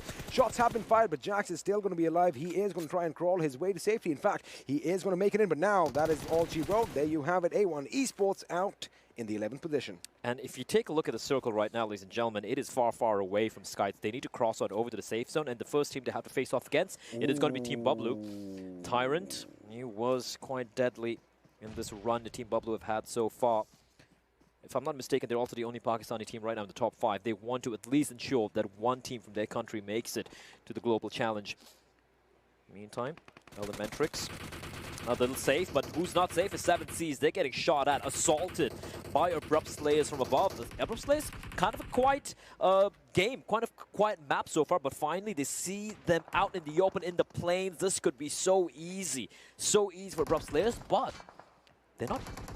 Okay, they are keeping them pinned down, and that's a problem. They are keeping them pinned down. I like the fact that they have different vehicles next to different... wait a second, Abood over here coming under fire by Zibian. Now he's more options as he's going to open up on Phobia. Is he going to take his aim? He does get Phobia, in fact, and, well...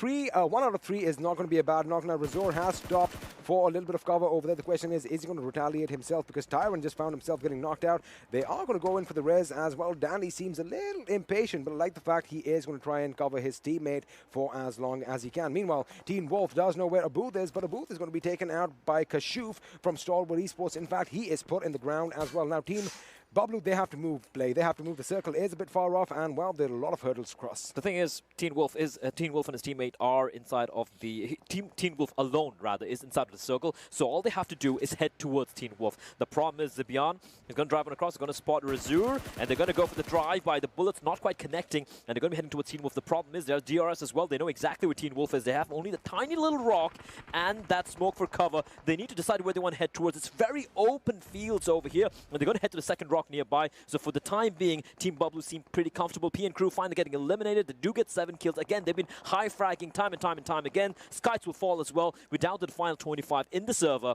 and 8 teams left to get that chicken dinner. Now, ASL are in a good position. They are taking the fight to Elementrix, but remember, we have 7C out in the fields down below, and one lucky shot from behind could be devastating. Orange, he does have his AKM locked and loaded. He does know where the opposition is going to be coming from, and you know what? That is a good position to be in because, well, they pretty much have their backs against the wall, and this little bit of a cover that they are getting on this downslope is going to be helping them a lot. And meanwhile, Nightwing from Venom Legends is going to be opening up on T2K as we see a fight breaking out. The blue zone is going to be forcing them in, and there you have it. Skylights finds one, and the other, and that's all she wrote. GG, WP, Venom Legends. Venom's out, T2K. They're in a pretty good spot right now. They have, I do believe, 3 players alive, if I'm not very much mistaken. 7Cs in a safe zone as well. The cool thing with 7Cs is there's no one in the vicinity, but T2K coming under fire.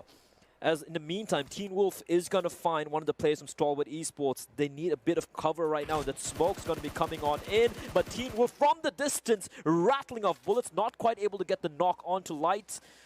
This is tense. This is so tense. Mind you, have a look at the circle. We now have a sudden shift. That means no one's inside the circle except for DRS. Yalzin and Nima, they have a good position, but the thing is they are so down slope. They are out in the fields, and their vehicles are pretty much kaput, which means that they won't have a lot of maneuvering space as Danny gets taken out by Kashuf as Stalwart Esports now decide to join the party as well. They are going to be raining death from above. Sonim takes out Heaven from ASL with a grenade. He went boom. Malik is going to be finishing Zibian. Diamond is going to fall to Malik as well. Team Bablu suddenly find themselves on the back foot. Dean Wolf is the last man standing. Can he get that one last hurrah? Can he howl to the moon and get the job done? We've seen him do it before. It's daytime. Can he do it again? It's daytime. That's a problem. There's no moon in the but I the can't moon see is anything. pretty much still there. It's true. It's true. It's true. We're not flat earthers over here. Orange, he wants a skill. He knows that a couple of players knocked on. He wants to get the frag, and it's going to be coming in from the side. He wants to play around, and that could be it. That is going to be it. Abrupt Slayers, well, their run comes to an abrupt end, and with that, we're down to the final 5 teams, 15 alive as well. Danny's going to fall for Team Bablu, and I do believe the play zone is going to play spoiled sport for Team Bablu, and they will fall as well. They get knocked out. In the 6th position with just 2 kills. Not the outing that they want, but now Elementrix come under heavy fire from Malik all the way down below in the fields as Orange is taking out Sonim. He's got to heal himself up. Malik is going to make sure he puts up enough smoke for cover. Now, this is what I like. I love the fact that we have these mini fortresses. All right, let's paint a picture. This is the killing fields. And what's going to happen? It's going to be death and destruction as Frankie burns Kashuf alive. Drop and roll, drop and roll, drop and roll. He can't drop in time. And Kashuf and Malik are both going to fall. Stalwart Esports, they meet a Fury grave. And with that, 4 teams still left. T2K, 9 kills. 9 gosh darn kills, and all 4 alive. All 4 alive as Sonim comes under heavy fire out in the blue behind the rock. He is not going to make it, but he does make it to the second rock in time. Oh my goodness. The question is, does he have enough first aid? T2K's on him because he needs to patch himself up if he wants to make a Hail Mary for run, but it does look like Elementrix are going to be going out. Not a bad outing. A third position finish is not going to be something that is going to be devastating, but what is devastating is Hungrybox being blown to smithereens by Venom. Jane finally does pounce on him, which means Elementrix are out in the third situation. That means we are down to a 4v4. It's going to be T2K versus 7C Esports. 4v4. However, T2K have 3 players standing while Hungrybox and Fear are both bleeding out. And unfortunately, I believe Hungrybox, I think it's done. I don't think they're going to get the res onto him in the nick of time, can they? Yes, they can. But I think Fear is over. Fear is out of here. Unless they somehow pull off a miracle. Fair is out of it. Now the thing is, now this is what is going to go against T2K. The circle is in favor of T2K, and the way they are spread out, Jane has the right flank covered, Venom has their left flank covered. Skylight is going to be staying behind to make sure nobody comes in from the center. There's one hay bale. There's one hay bale for 7Cs to work with, and unfortunately, this is dry land. They're out of their element. Also, keep one thing in mind. They did deploy all their smoke grenades when they came under fire from ASL from the hill. No. They still have one smoke. Well, that one smoke might actually be their saving grace, but looks like T2K are going to be deploying a few smokes as well, making sure the enemy is at bay. They want to go for that drop. After all, Frankie is going to see what is in there. Jane has been spotted out as a few grenades are going to go in his direction, but now Love, he needs to snake in. They need to be quiet. They need to be like predators. The Hungrybox gets up, spots out, Skylights in the distance. Huge. That's knocks huge. him down. This means it is now going to be even Steven, as Jane is going to be forced to go in for a revive. And while that's happening, Turulov sneaking up, and Venom, he's completely unaware. He's unaware there's a snake in the grass, and Turulov spots him out. Venom has no idea. Turulov can just ruin their day, and Venom's making quite a bit of noise, but now he seems to be aware, and that's going to be the time for Turulov to strike, and he's going to take out the SMG, switches over, but he doesn't win the duel. That was an easy free kill, but Venom survives on a sliver of HP. What scares me is there is a gas cannon lying right behind Venom. If that goes boom, he is going to go up with it, but Hungrybox has been spotted. He takes him down, which means T2K's Venom is going to be good on his spotting prowess. One last man remaining from Team 7C's. Memo has been spotted out, and that is going to be the end of it. There you have it. Winner, chicken dinner is going to go the way of Team T2KSG. And let me tell you one thing, these boys deserved it. They started the day with a bang, and well, they showed us what they're made of in game number 3.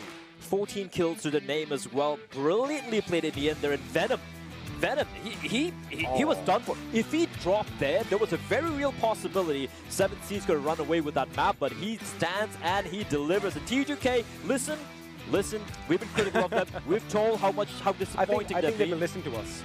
Maybe, but you know what, late resurgence, I don't think it's going to be enough, but you know what? At least it makes things interesting for the overall standing. We still have 2 games remaining. Mind you, a lot of the big names did fall earlier, so that is going to be something that's going to stop them. So 2 games, so like, they got like, what, 29 points right now? Another 30 points, another 60 points, they might just jump up on the leaderboard. So you're saying they're going to get a hat-trick chicken dinner on the final day, on the final 3 games, while dropping 15 kills back to back to back. Could it happen? You know what? It could. I'm a believer as well. I think it could happen. It could very well happen. They were playing fantastic right now. That is what we want right now, Blay. And with that, while we keep talking about our dreams and aspirations, why don't you all take a little bit of a breather? It's all right, buddy. We are going to get a quick break, and, well, don't go anywhere. We'll be back after this.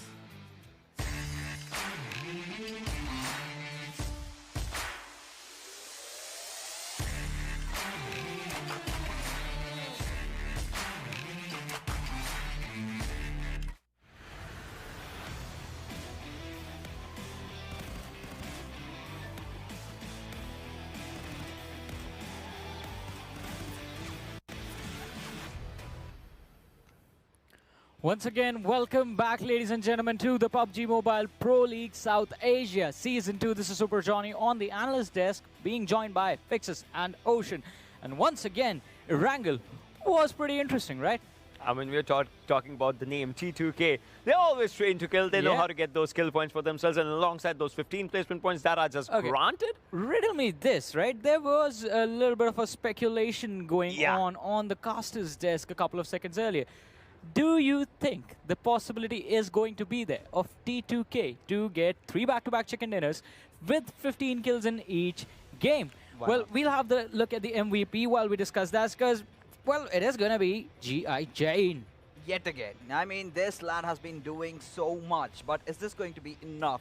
is the bigger question over here. Of course, they did manage to get that chicken dinner. They've woken up to their senses, but I believe it's just a bit too late, or maybe not. Talk about the kills, 5 kills, amazing performance, 860 damage, that's good. And damage taken, I must say, 143. Number of I love you, and well, all right, well, 1 assist is out here, but looking at where the graph stands, I would say Pentagram. So the maximum assist has been 3, I would say. This guy only had 1 for his own self. Obviously, that's nothing taken away from the assist, obviously, because, you know, kills and the formula, it takes kills and survival time and obviously the damage, so that's good. Plus, we started off a hat-trick. We might end off the day with the hat-trick as well. You never know how this tournament just goes. Well, now that's interesting. That is really interesting. That makes things a lot more interesting. But I have to say, I mean, this lad was touching every single right corner, as you mentioned. Damage, survival time, and kills. Let's also have a look at the top players, ladies and gentlemen, on your screens right now. And here they are. Well, you know, starting things off with Jane, of course, no second thoughts. And then we have Skylight's YT also joining the fray. And there is no question as to who is going to be the top kill fraggers, because, you know, T2K going all ballistic with the number of kills. Acidus Esports, well, they completely have a different storyline, you know, not really being able to perform or do much. And Sonim, he's been fighting from the back lines, but Team Elementrix have been having such a tough time. But, you know, Ocean, one thing, for a split second, I really thought 7C could have pulled that one off. I mean, SK49 coming out here, then Venom is also out there, Jane as well. So, in top players, and exactly, 7C might have just pulled that. Of course, you remember, we were talking about that push that happened, and then alongside the smoke area, as the players were trying to push, and True Love was there. Almost 1 HP survival. That's the instinct. I'll be honest, if that happened to me while I was in game, I would just leave my device, take a deep breath, and go into the zone of zen. Handshake, man. At that moment, you're just playing, and then you're like, no. It was so close. I think it was like 2 or 3 HP on his opponent. Exactly. That's where it all just goes down. Yeah. So what did we learn from here? Never pre-fire when you heal in Uzi. Exactly. That is something that I think we have had that moment before as well. Right? We have had that moment before as well. Don't pre-fire with an SMG in your hands, lads. But it is time for us to look at the standings of this game while we let that lesson sink in and see the points that were handed out to the teams. There you go. T2K on top this time, 29 points. But like our casters are already speculating, like our casters are believing, well, T2K, they do have the potential. And every single time, the circle somehow goes on towards the northern side of the left military bridge. I mean, this is a spot where T2K really shines. And right off the get-go, when we did see that split division, that is the moment they took that compound. And they were up until there. The moment it shifted, they make a really good shift. The rotations were absolutely right. But 7C, they've been amazing. I really believe they kind of messed up in the end, but still puts them in contention for those top 3 position, and I'm happy with it. I mean, that's really what A1 Esports. So this is the team that we were talking about, Abruptsia, the team that was topping the charts, right? But Abruptsia just had 2 points. A1 Esports had just 1. I want to see, I don't care right now if they're at first or second position. I want to see where the third position, how close it is, because this is where 40, 20, and 14K just comes in. If you talk about the money grabs, and obviously bragging rights just come in. You're in top 3, you're already bragging about it. Exactly. I think, but for the teams that are in the bottom of the standings, it is more about their pride. Yeah. The pride of the region that they are playing for, the pride of the region they are representing, and the pride of their fans that they will be fighting for. Even if they don't make it into the top 3, even if they don't go to the Global Championship, they still need to have a really good standing. But we do have the match summary in front of us. Compared to the first game on Erangel, I have to say this looks pretty average. Yeah, you know, this pretty much looks really average, but headshot numbers, I really like it. You know, it's been increasing by the day. Smokes and grenades kind of depend upon how the circle really pans out, how many players are surviving. This was kind of an open circle with not a lot of teams in contention in those final circles. And, well... we are going to have a look at the zone replay right about now. And I have to say one thing. I mean, okay, so you might call me an evil man. You might call me the harbinger of chaos. Yeah, you would agree, right? Because when this game started, me and Ocean, we were having a conversation. I was like, I hope this is going to be a split circle the entire time. Well, towards the end, it did move to the north, but most of the time it was. So this is where it was. Can we just pause it out in this one? So if you're talking about the circles, right? If there's water lines in the middle side of the islands or something, so the circle has to just leave, or onto the fourth zone, the circle has to leave the water areas just so that, you know, it gets up to a land circle. Look at this time. ASC, A1 Esports. So this is where the fights happened of A1 Esports. Otherwise, you know, teams would have been good with their rotations because they had to take those 6 houses onto one side if they had to be good. But well, moving forward, as we'll be seeing, like Team Bablu has to move inside as well. ASL was looking pretty decent. But now comes the major thing. The circle's going to leave water sides. The circle's going to move onto the northern side. And as we just see and as we just look at this one. CZ, they are trying to acquire that central spot. As Kuni is just moving onto that road, he's trying to acquire that central spot. You get the central spot, you get an open area to play 360 degrees, and that's what CZ High Voltage was trying, but they kind of just failed on this one. See, this is the house that I was talking about where T2K were. You know, rotating from the military base, making all the way in really quick. It's all about the timing, and that timing was perfect. But the circle was playing with the hearts of all these players, with the way things were panning out. It went right in the open. It was all those haystacks, those hay bales that was in between 7C and T2K over there. Now, this is where all the fights did happen. You know, Abrupt Slayers, Stalwart Esports, then Bablu. Every single team on the northern side, they were on the hills. And, you know, today, all the games that we did see did have a lot to do with the hills, you know, the sloping areas. And a lot of teams, while making their rotation, did get caught off. I have to say, though, all the games yet, because we still have 2 more matches to go. But this one was pretty interesting, right?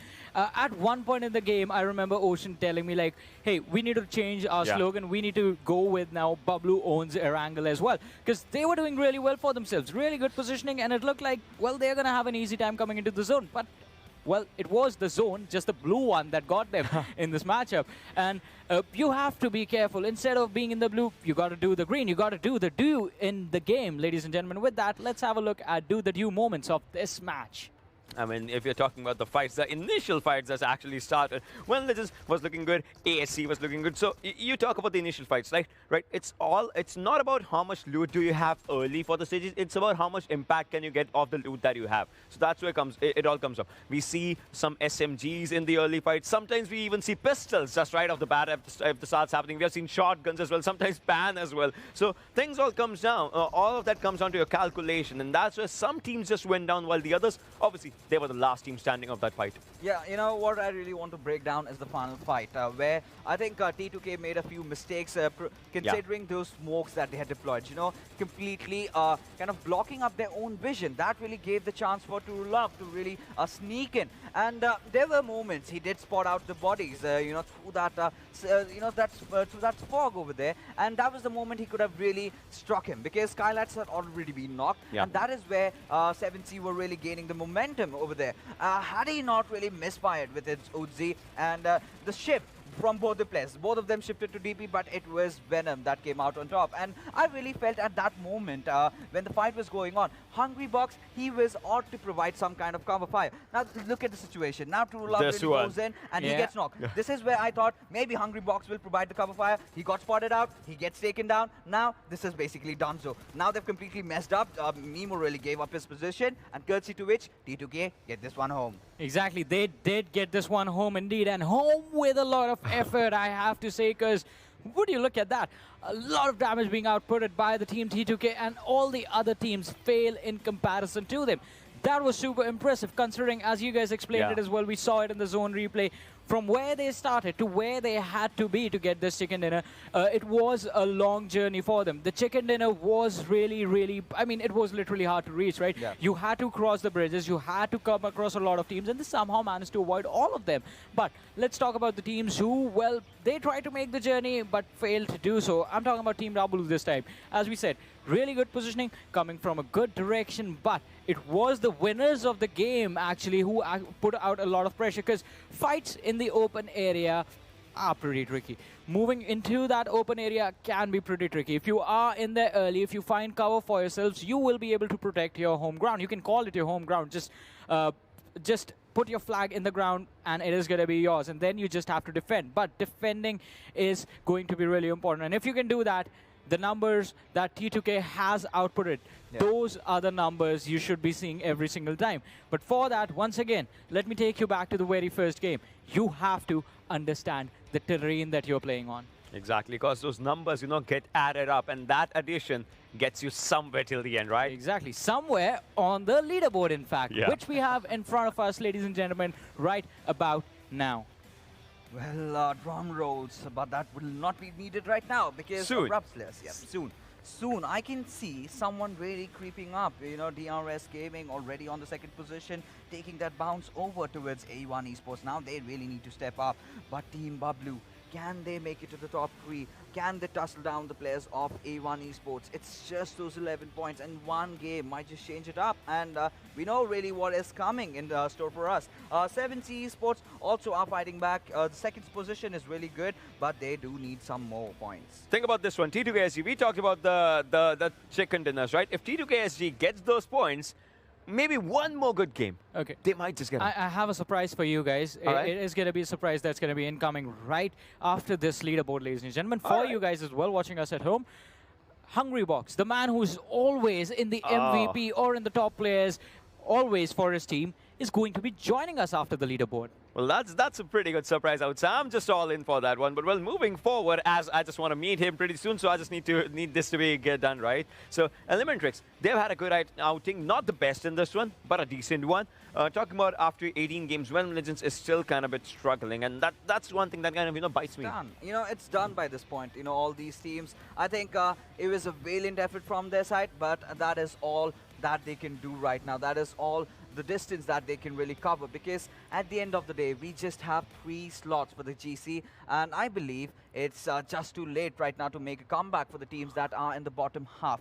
But the teams that can really get in, it's just 40 points between 7C and if you talk about the top leaders. I have a couple of questions for you guys. Do you have questions for Hungrybox Fixes? Yeah, I said. What about you, Ocean? Obviously. Well, let's call him then. Without any further delay, ladies and gentlemen, please welcome Hungrybox from the team 7C.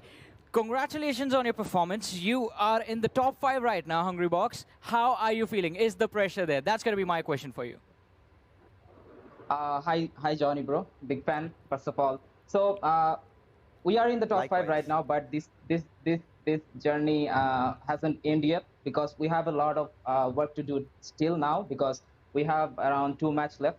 Yeah. And currently, from the 3rd position, we have around 13 points behind. So we need to cover that up, and we are really hoping for that late moment clutch that we can make sure that we can book our slot to the PMGC. Well, that is an interesting thing, because so I read this somewhere as well. I have been quoting a lot of Art of War today, and there's this quote in that book. You just pretend to be weak so that your opponents become a little arrogant, and then you strike them, then you take them down. If that is your tactic, I'm pretty sure that is going to work, because you guys have been incredible, be it the league stages, be it the finals, be it your performances in the PMCO, and it has been really incredible to watch you and your team play together. And also, something I find really interesting, another question from my side, I'm going to wait before I throw it to these guys, is going to be the fact that Hungrybox, your team, it was quite interesting, the formation of this squad, because you have players from both the regions, Nepal and Bangladesh, and you have been performing phenomenally, even though the barriers of the distance are there between you and your teammates. Yeah, so after PMCO, it has been a tough journey for us, because we have been trying out the new rosters, and 3 players are from Bangladesh and 3 players are from Nepal. So communication was the major issue here. So we spend around 2 hours a day for ourselves, so that we can groom each other, and so that we can overcome that barrier that we have in communication inside the game. So we tried really hard to come into this position, and right now what we are doing is just a better version of ourselves, and we will try to upgrade ourselves in the later stages of the tournament. So if we look back into PMPL scrims, it was another level of 7C. Into the league stage, it was another level of 7C, and in final, we completely changed ourselves. So in league stage, what we have seen, actually, we were getting kills, but we are not actually getting that positions point. So in final stage, we actually changed our strategies, and we are actually currently focusing on the position point. And right now, it was not going really good for us. And in the final that we are actually trying to cover that up with the kill point. So let's hope for the best. We are still, very, very nervous because our players are very young, and we are trying our level best just to hold our nerve, just to come down to the late game situation in the final circle, so that we can close that chicken dinner out. You have seen, like, we have got so many #2, but we didn't get the chicken dinner just for the nervousness that we have. So yeah, let's hope for the best. Well, now it's over to you guys. Do you guys have any questions? First of all, congratulations. You guys are an inspiration in your country over there. But, likewise, you were just mentioning about focusing on position points. But that is not your forte, right? You are the killmongers. You are the kill hoggers over there. You go for the kills. Do we expect 7C to get back into their old playing ways in the last two games remaining? It actually depends. It actually depends on the scenario that we have in any particular match. So let's wait for that moment when we need to jump into the map. Then we will understand. We need to wait for that moment to tell you guys. So you guys will be watching it on the stream, obviously, and we'll be casting that. So let's support that, and yeah, let's wait for that then. Well, Angry Box, thank you so much for your time. We're going to let you go because you have more matches to play. 2 more matches. All the best to you and your team. Finger crossed. All the best, buddy. Yep. Fingers crossed indeed from us, from your fans, and the players are going to be performing really phenomenally in the next matches that they have to play, ladies and gentlemen. And he explained it so perfectly. I mean, the nerves of the finals are always going to be there in the players. But let us have a look at the schedule once again, ladies and gentlemen. We will be moving forward towards match number 4 now, which is going to be in the land of the desert, the map of Miramar. And also, let me tell you guys, after Miramar, once we come back on the analyst desk, do stay tuned because we have a pretty massive, a really big announcement coming about the Global Championship. So stay tuned for that. Keep watching the stream. And, well, just wait to hear what we have to say to you guys. But I want to hear what my analysts have to say about this map that's about to happen. We're going to have a look at the map chance graph that's in front of us right now while these guys pick their teams. And if we're talking about the map chances, we see one team at #1 in this particular map. Then VT and John Mara is the CC High Voltage and DE.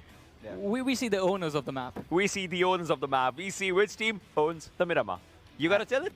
You want to tell it? No, too much yapping over there. But really, this time around, I think I'll be going with 7C. Considering what Hungry Bucks really did say, I think these guys can really make it to the top 3.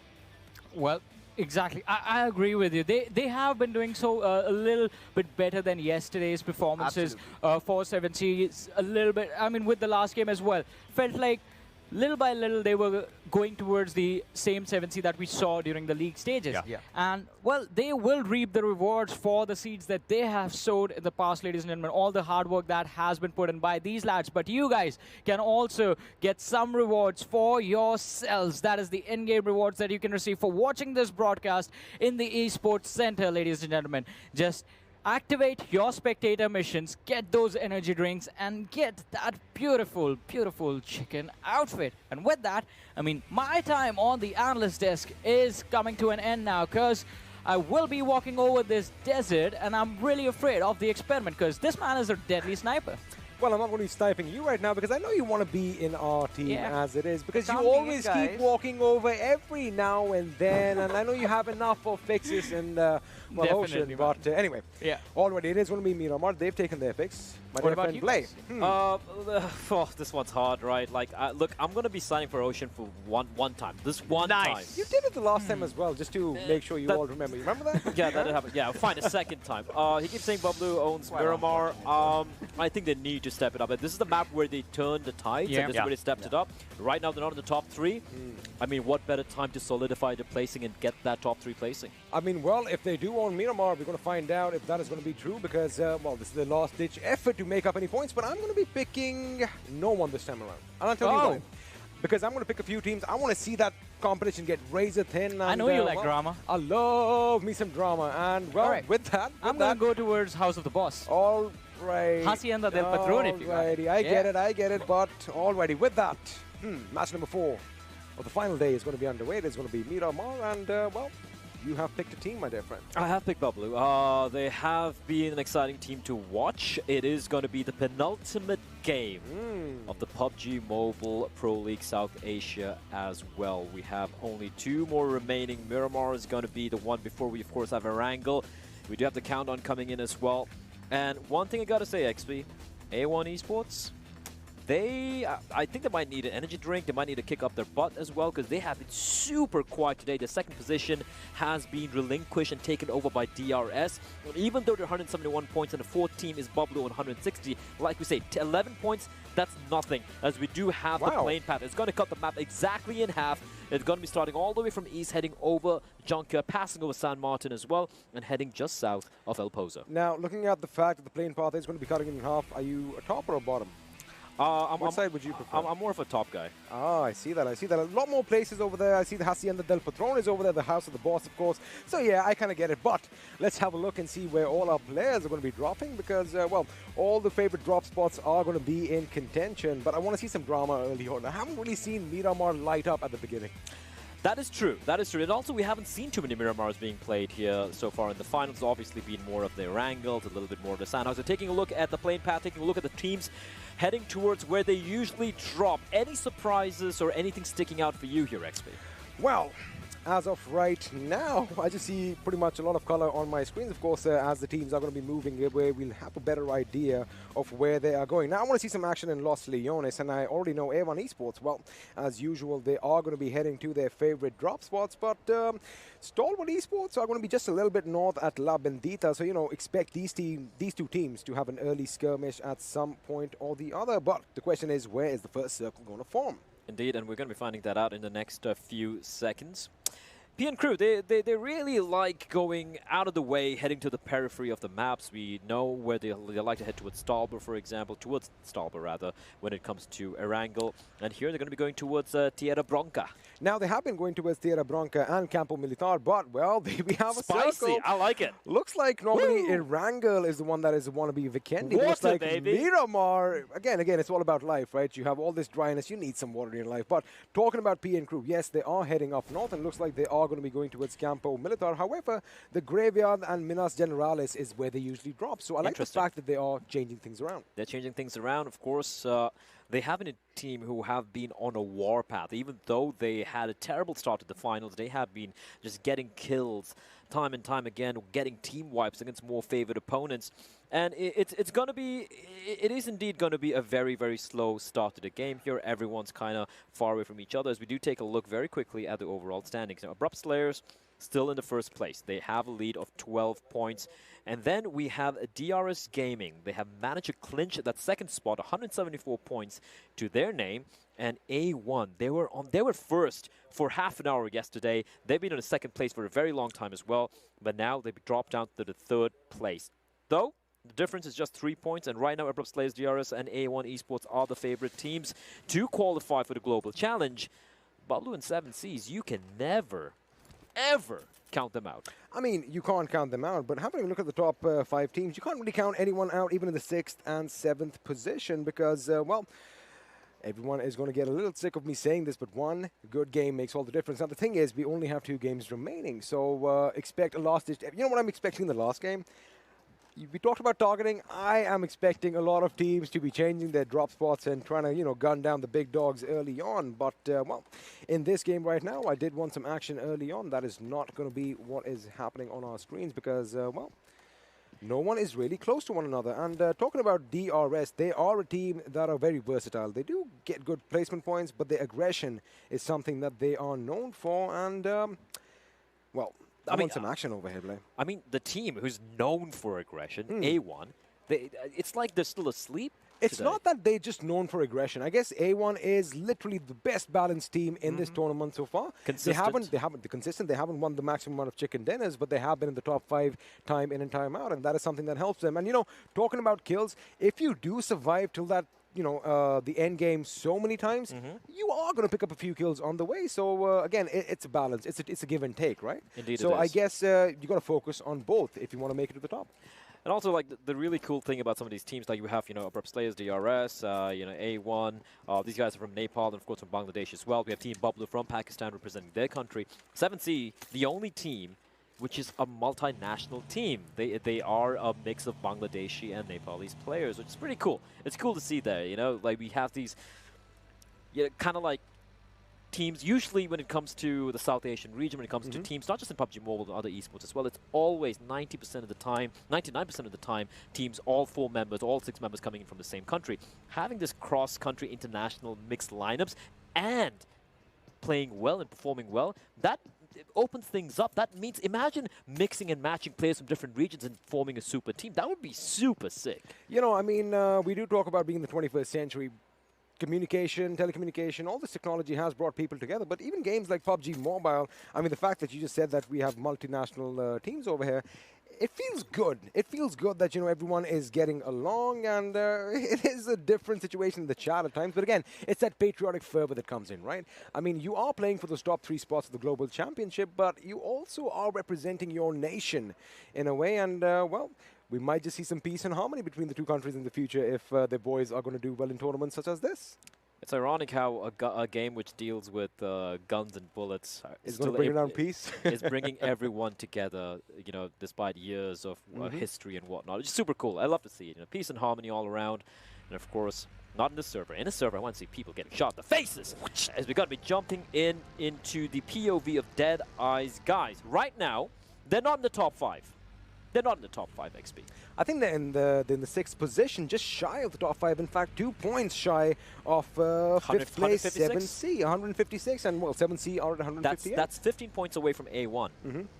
There's still a chance. 2 maps remaining, 2 games remaining. There's still a chance for any of these teams in the top 8 at the very least to make it to the Global Challenge. We're going to be swapping over to Team Skites. This is a team who are languishing at the bottom of the overall table, but they have slowly but surely been having an upward trajectory when it comes to their performance. They've been winning a lot of duels, taking a lot of fights, and basically being a pain in the behind of a lot of these, well, more favored teams. Same is the case with PN Crew, because they were pretty much on the latter half of the table, and now, well, they are sitting in a good position. So, I mean, Blair, I think some might say that, A, it's a bit too late and, it's not going to make an impact in the tournament. But what I feel is it is going to boost their confidence. It is going to make them better for the tournaments to come because, mind you, there are going to be plenty of PUBG Mobile tournaments in the future. So I guess it is a win-win situation. They are learning. They are going to walk away with some money. And you know what? It's going to make them perform even better the next time around. There's no point just curling up and dying. To go out, but if you're going to go out with a bang, go out with a fighter. That's exactly what PN Crew, as well as Team Skites, are basically channeling. And I'd love to see that. Ayush, a little bit of a mistake over there, but that's okay. There's no one nearby.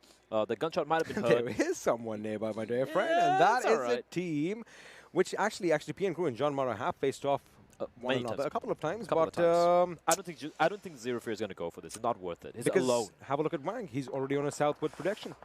Well, we could be wrong. A few bullets getting rattled off, and John Mara's like, all right, let's take a few pots. Let's take a few pots. Let's see if it's going to work our way. They do have the advantage of the ridge. The thing is, both the teams are inside of the safe zone, so there's no need for PN Crew to really aggress and take this fight or invite John Mara to take this particular fight. So we're not going to be seeing any...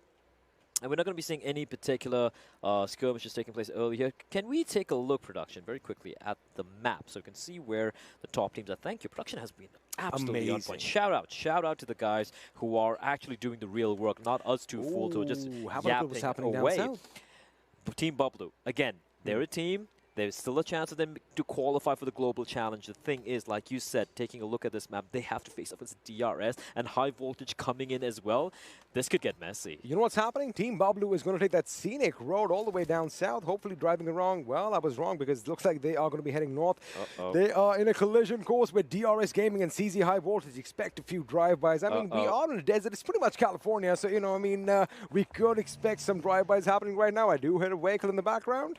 We're going to be joining them right now. It's going to be... There you go. The thing is, they're driving parallel to each other.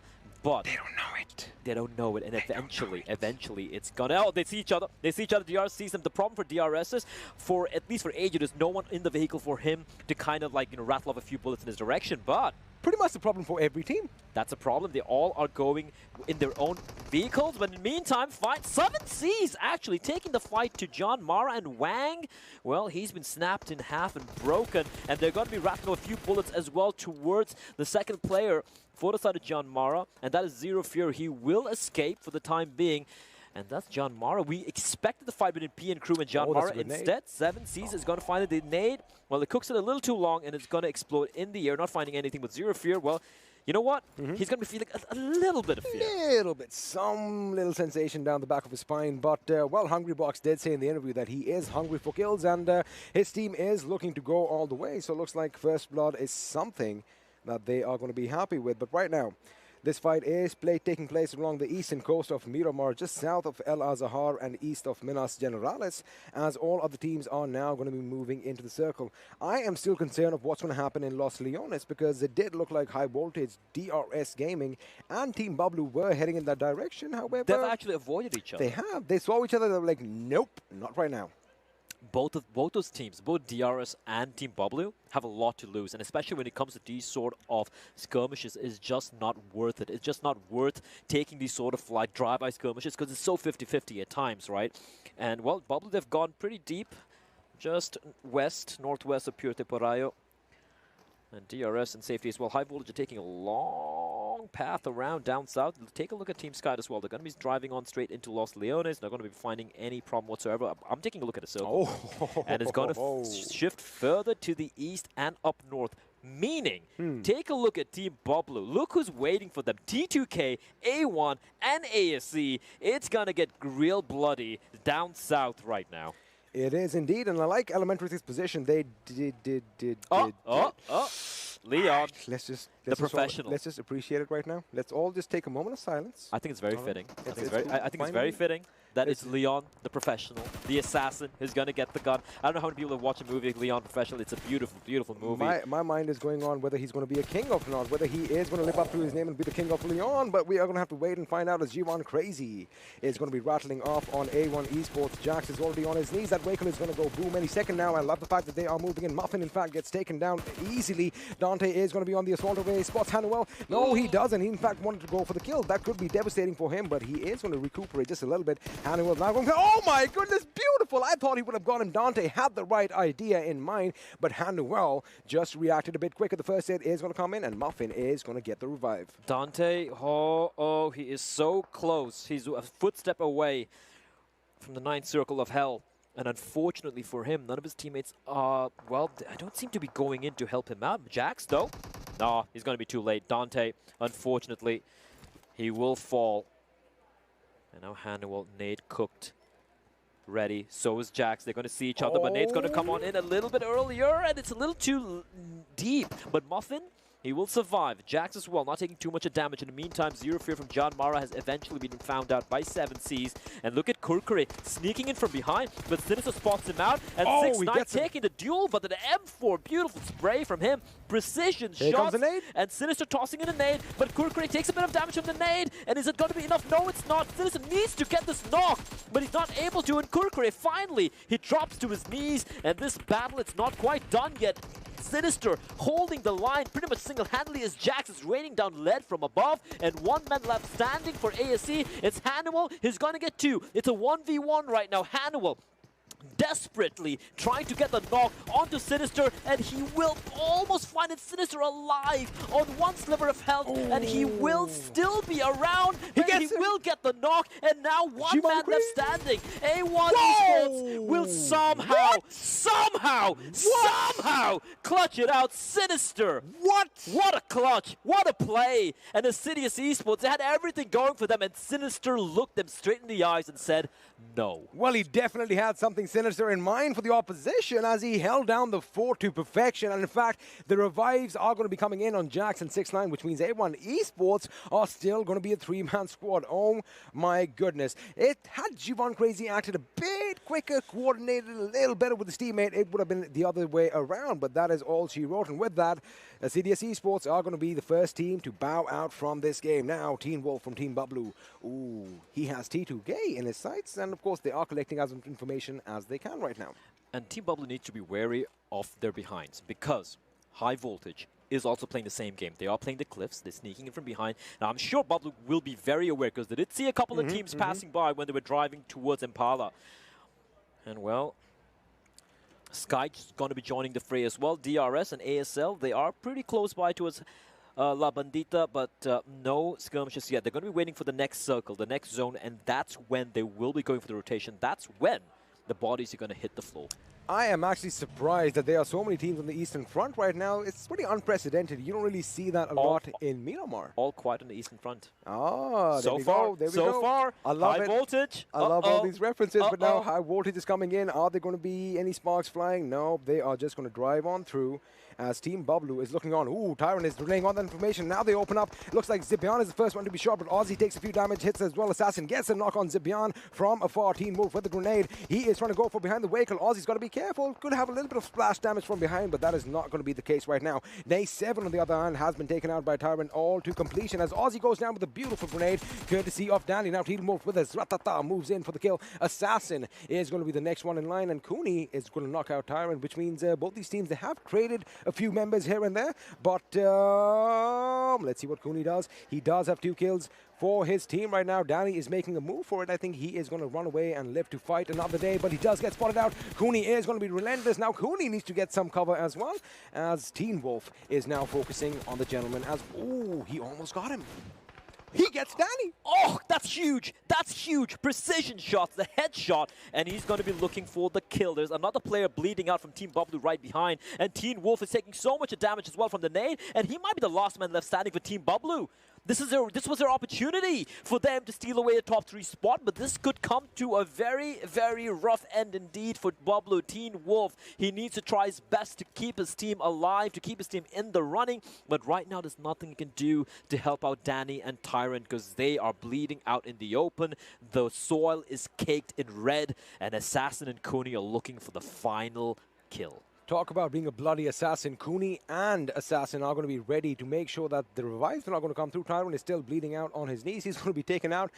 I mean, that is patience. But elsewhere, blah, blah, blah from Elementrix is going to open up on Jean Mara as Gunnar has been taken down. But Mr. Hyozu is going to confirm the kill. Cooney finally puts Danny in the ground as, well, Bablu are reduced to a one-man squad. And that man is going to be a lone wolf by the name of Teen Wolf. You know the problem right now for High Voltage? They're looking for this final kill. And guess who's sneaking up from behind them? Guess who's sneaking up from behind them as Tamim's gonna knock himself out from the station. That is rough indeed. Skies is sneaking in from behind. Well, they have been spotted as Zaboot gets taken out from his vehicle by Cooney with some precision shots off his own. Well, Sides are going to be regretting that decision. They did hear all the commotion. Maybe they should have stopped their vehicles a bit far behind and scouted up ahead. But now Phobia realizing that, well, talk about adding insult to injury. We have another pan wipeout. And with that, Cooney is on a domination spree with 3 kills. But now Cooney is going to spot the remaining members of Sides. Will not spot, but rather hair them as they are going to be driving to safety. Elsewhere, Venom Legends Rafith is going to open up on Stalwart Esports as Malik has been brought down to his knees. I like the call from Sky. They're like, we could take this fight, but, you know, High Voltage have advantage of, you know, being entrenched on that cliff area, or rather they can head straight to the safe zone because it is still quite a bit. They have to traverse a road of death. And Venom, they are getting assaulted from different directions. Baba, however, out in the open. In the meantime, Teen Wolf is still alive, but Ghost should get a trade. He's going to get a trade. And with that, it is going to be good night, goodbye for Team Bablu. You just get 2 points. That's not enough, XP. Well, the Kings of Miramar are not going to be owning this map this time around. They have been sent off back in the 15th position, but the fight is still going to go on between Stalwart Esports and Venom Legends. And I think Blay has something cheeky. Nothing cheeky. Ocean keeps saying they own the Miramar, but Bablu got owned. They got owned right now, indeed. And we did kind of think they were in a good position, but I guess that they just left it for a bit too late. To take nothing away from High Voltage. Oh, they no, played no, that no, so no. well. They played the fact that Assassin and Cooney kind of exhibited that patience and didn't go in for the kill because they needed those positions, that is a testament to how good a team it is. But now the question is, are they going to make it to circle as Phobia has been spotted out? A grenade has been lobbed. The grenade goes boom. But Phobia is like, you know what? I'm out of here. Yeah, the second nade won't have enough time. He's Trying to spot him. He hears a vehicle. He knows where he is, but unfortunately, he doesn't have a line of sight. And T2K, they could be falling back. Lights just opting not to take a solo fight. Not really worth it. 14 teams still in the running. 46 players alive. A number of these teams are down to like 1 player, 2 players. A1 have only 2 players alive. Gianmara have only Extreme still up and running. Kuni and Assassin for high voltage. And the rest of them, though, most of them have, you know, they're pretty good. DRS, meanwhile, taking the fight to Stalwart. And Baba is kind of alone. He runs it through the flames. Drop and roll. Drop and roll. Drop and roll. That is what he's doing. In fact, I think the first aid is going to be coming in as well. I mean, who runs into fire like that? The floor is always lava, but now Rafith is going to reciprocate with a grenade of his own. Is that grenade going to be good? It isn't. It does shake his opponent, though, as Mafia Ninja is going to come under fire from elsewhere. The sides are moving in as well. Of course, these fights are taking place on the southern aspect of the circle. Why is Baba walking around with a pan? Because he is optimistic. He's like, you know what, I'm going to sneak up on my opponents and just knock him in the head. Bang! That's what he wants. Get good with the sound effects. Well, Kashuf, he does have his M4 out. And he's hearing a lot of bullets. He's not really showing himself out, but Kashuf, I take his name, and he will be taken out. AJ from afar, the Mini 14 goes dash. And with that, Baba's going to be left alone, and all he has is a pan. He's crawling on the floor, and if Baba gets spotted out, and Nima's aware, Nima knows where he is, Mafia should be careful, as Venom's going to find him from above, from on top of the rooftop of the compound he's in, and that's going to give Baba a few more seconds of respite as he tries his desperate best not to show anything and hope and pray no one looks his direction. Baba is not going to move a muscle, and have a look at that. The lounge, or rather the drawing area of that car, of that house, is going to be a garage, as we had 3 cars packed in. But now Venom, Rafith unknowingly just helped out Baba, and Stalwart Esports are going to be counting the lucky stars, because remember, Baba is the last man standing. He is the last man carrying that torch forward into battle, and well, he doesn't really have many options right now. Venom Legends, they are kind of spread out to Kuni's not done yet. Kuni is not done yet. Well, he is going to live up to his name. He wants to murder any and everything that he sees moving in his path. Well, he is indeed living up to his name. He's making a bloody mess of everyone. DRS going for the rotation, flanking around Venom. And Venom's going to use that opportunity to get inside their vehicle, to have all 4 players alive. So they have the man advantage. Baba, still alive, still crawling. He's got a little bit of a mini valley, but Detrone's going to... Is he going to go for the kill?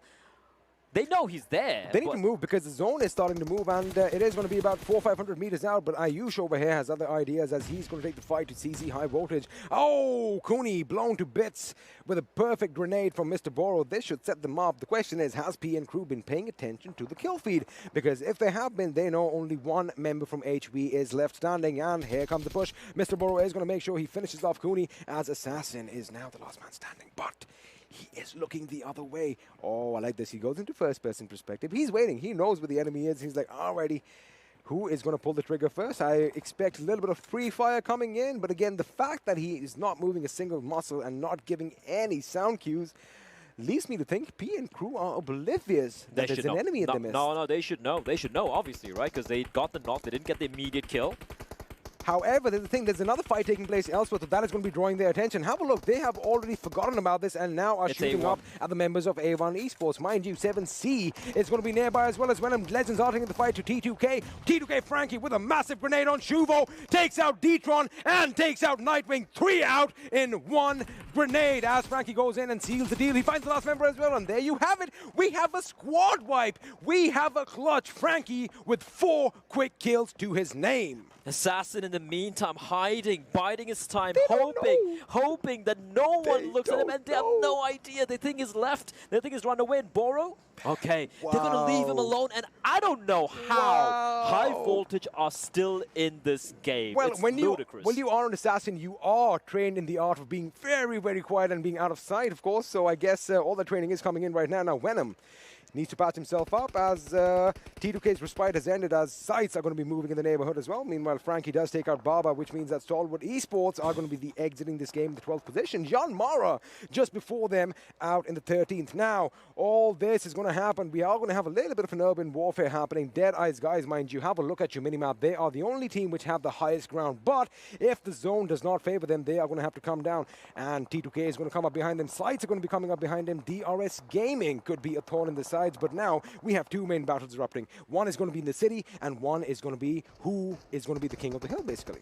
King of the hill, well, we don't have that answer yet. Ghost gonna fall down to his knees and he will be finished off. His soul will, well, exit his body. And with that, Skythe, I do believe, are down to the one last man phobia.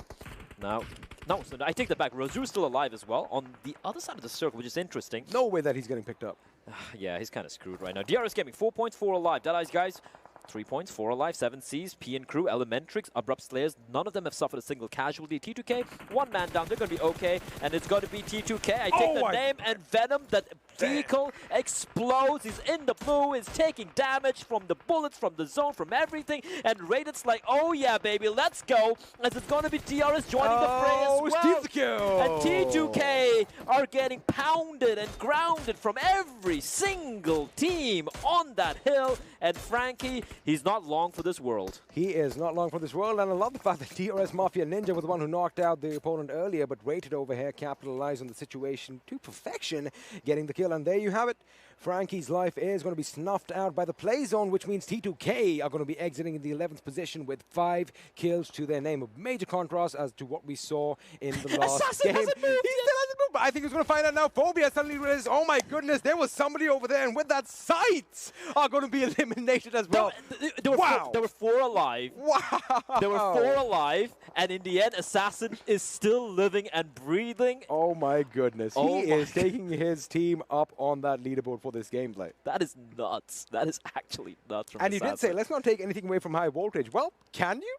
You cannot at all. They're making life miserable. And bear in mind, 7 Cs. They're in 6-7 position. There's a good chance of them to kind of knock down a couple of teams from the top 3. But with that play from Assassin, it's just gone wrong. And we take a look at this picture. Take a look at the 9 teams left inside the circle. A few of them are not even in the safe zone. We still have DRS heading towards safety. We have Dead Eyes who will have to head down from their little bit of a mountain. Well, and while they do that, they get completely wrecked. AJ, Galzin, they're going to fall as Fear 7 Cs raining death and hellfire from above.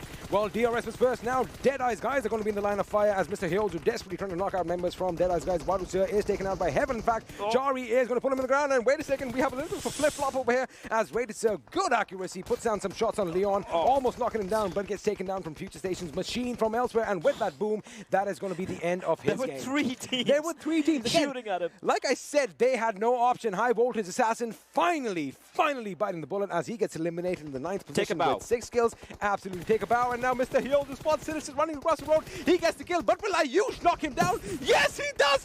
What is happening? This is absolutely chaos. It's every man for himself. A1 though, somehow Jax makes his way to his teammate. He's going to smoke himself off. He's going to get the res on. P and Crew, they are also facing a lot of problems. They're getting naded and shot at by Elementrix across the road. 7Cs, actually I got confused with the 7Cs and Skythe earlier on. Skythe got knocked out. 7Cs, all of them are still in the running. They're looking very good at the moment. The nades just exploding. It's a plume of smoke as well as A1. The res will be coming in, and A1 still alive. But Boro, he's aware. He's going to go for a pre-fire. He attacks Sinister, but the res has come in, I do believe, and Jax has managed to heal himself.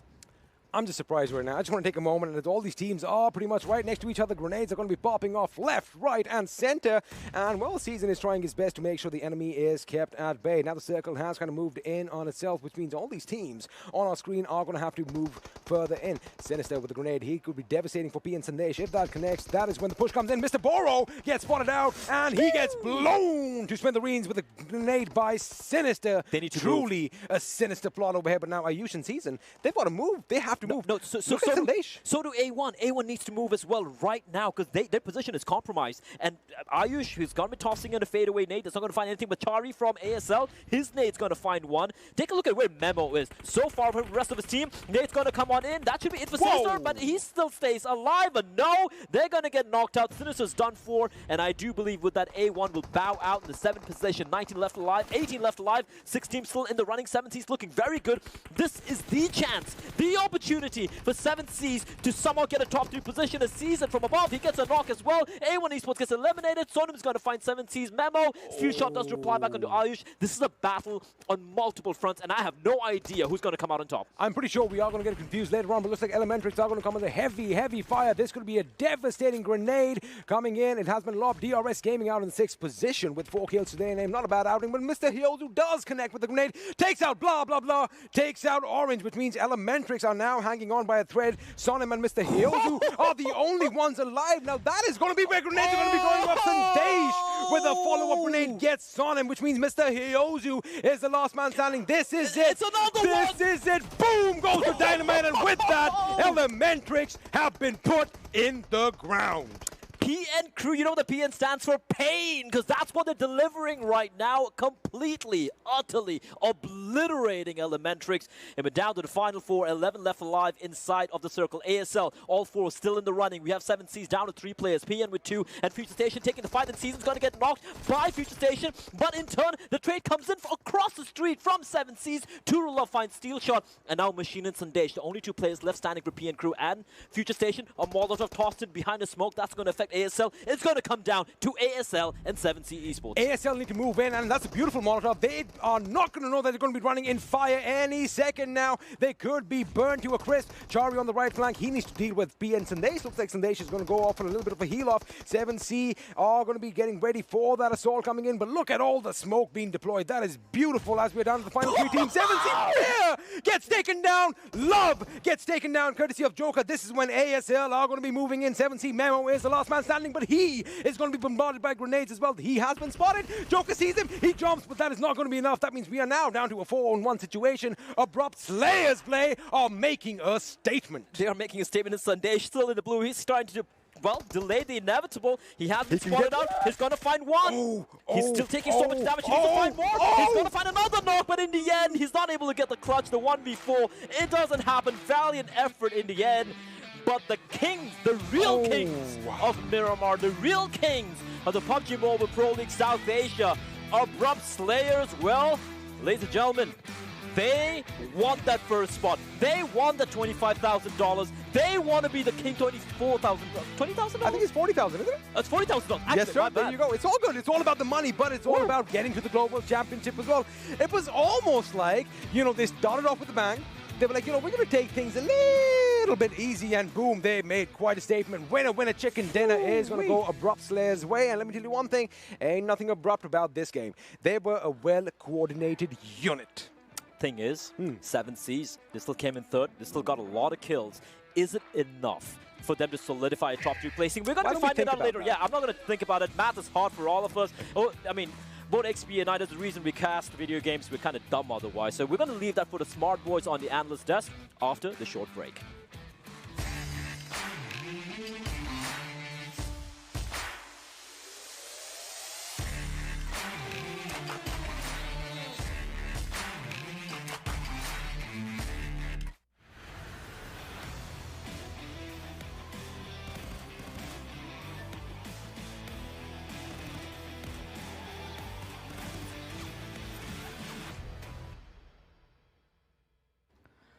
Welcome back once again, ladies and gentlemen, to the PMPL South Asia Season 2. This is Super Johnny on the analyst desk, being joined by Fixus and Ocean, the actual 2 smart ones who can do a lot of calculations. And I guess the calculated approach of Abrupt Slayers just paying off really, really well. Also, as Hungrybox mentioned, 7 Seas.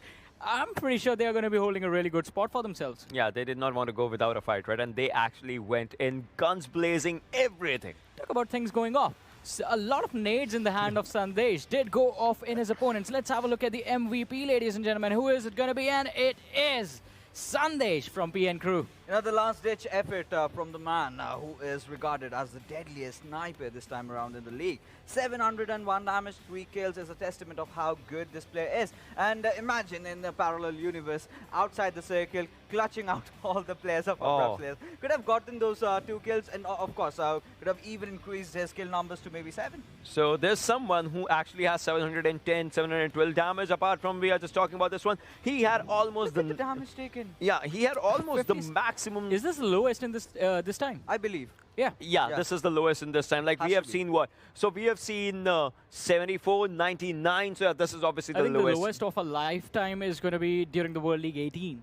Oh, Yeah. That was something incredible. But this time, I mean, Sandesh, his position was so perfect, and so was the position of the other lads who are going to be in the list of the top players, ladies and gentlemen. On the big screen, you do see Nima from the squad of DRS. Then we have Steel Shot from the team of Future Station on the third position, followed by Cooney from CZ High Voltage. And in the end, we have Chari from the team of Abrupt Slayers. He's always there. He's just like Hungry Box. You know, he looks so disciplined. He looks so great. Look at the face. I mean, he means business. Yeah. He wants that $40,000. think about this one. Shari's survival time is less as compared to the MVP survival time, Sandesh. Like 8 Yeah. seconds. I mean, still, the alive people were not still out there. Who do you think took him down? I mean, yeah, so that's one thing. But still, talking about this one, Sandesh did survive. He just did not survive enough. Oh, man.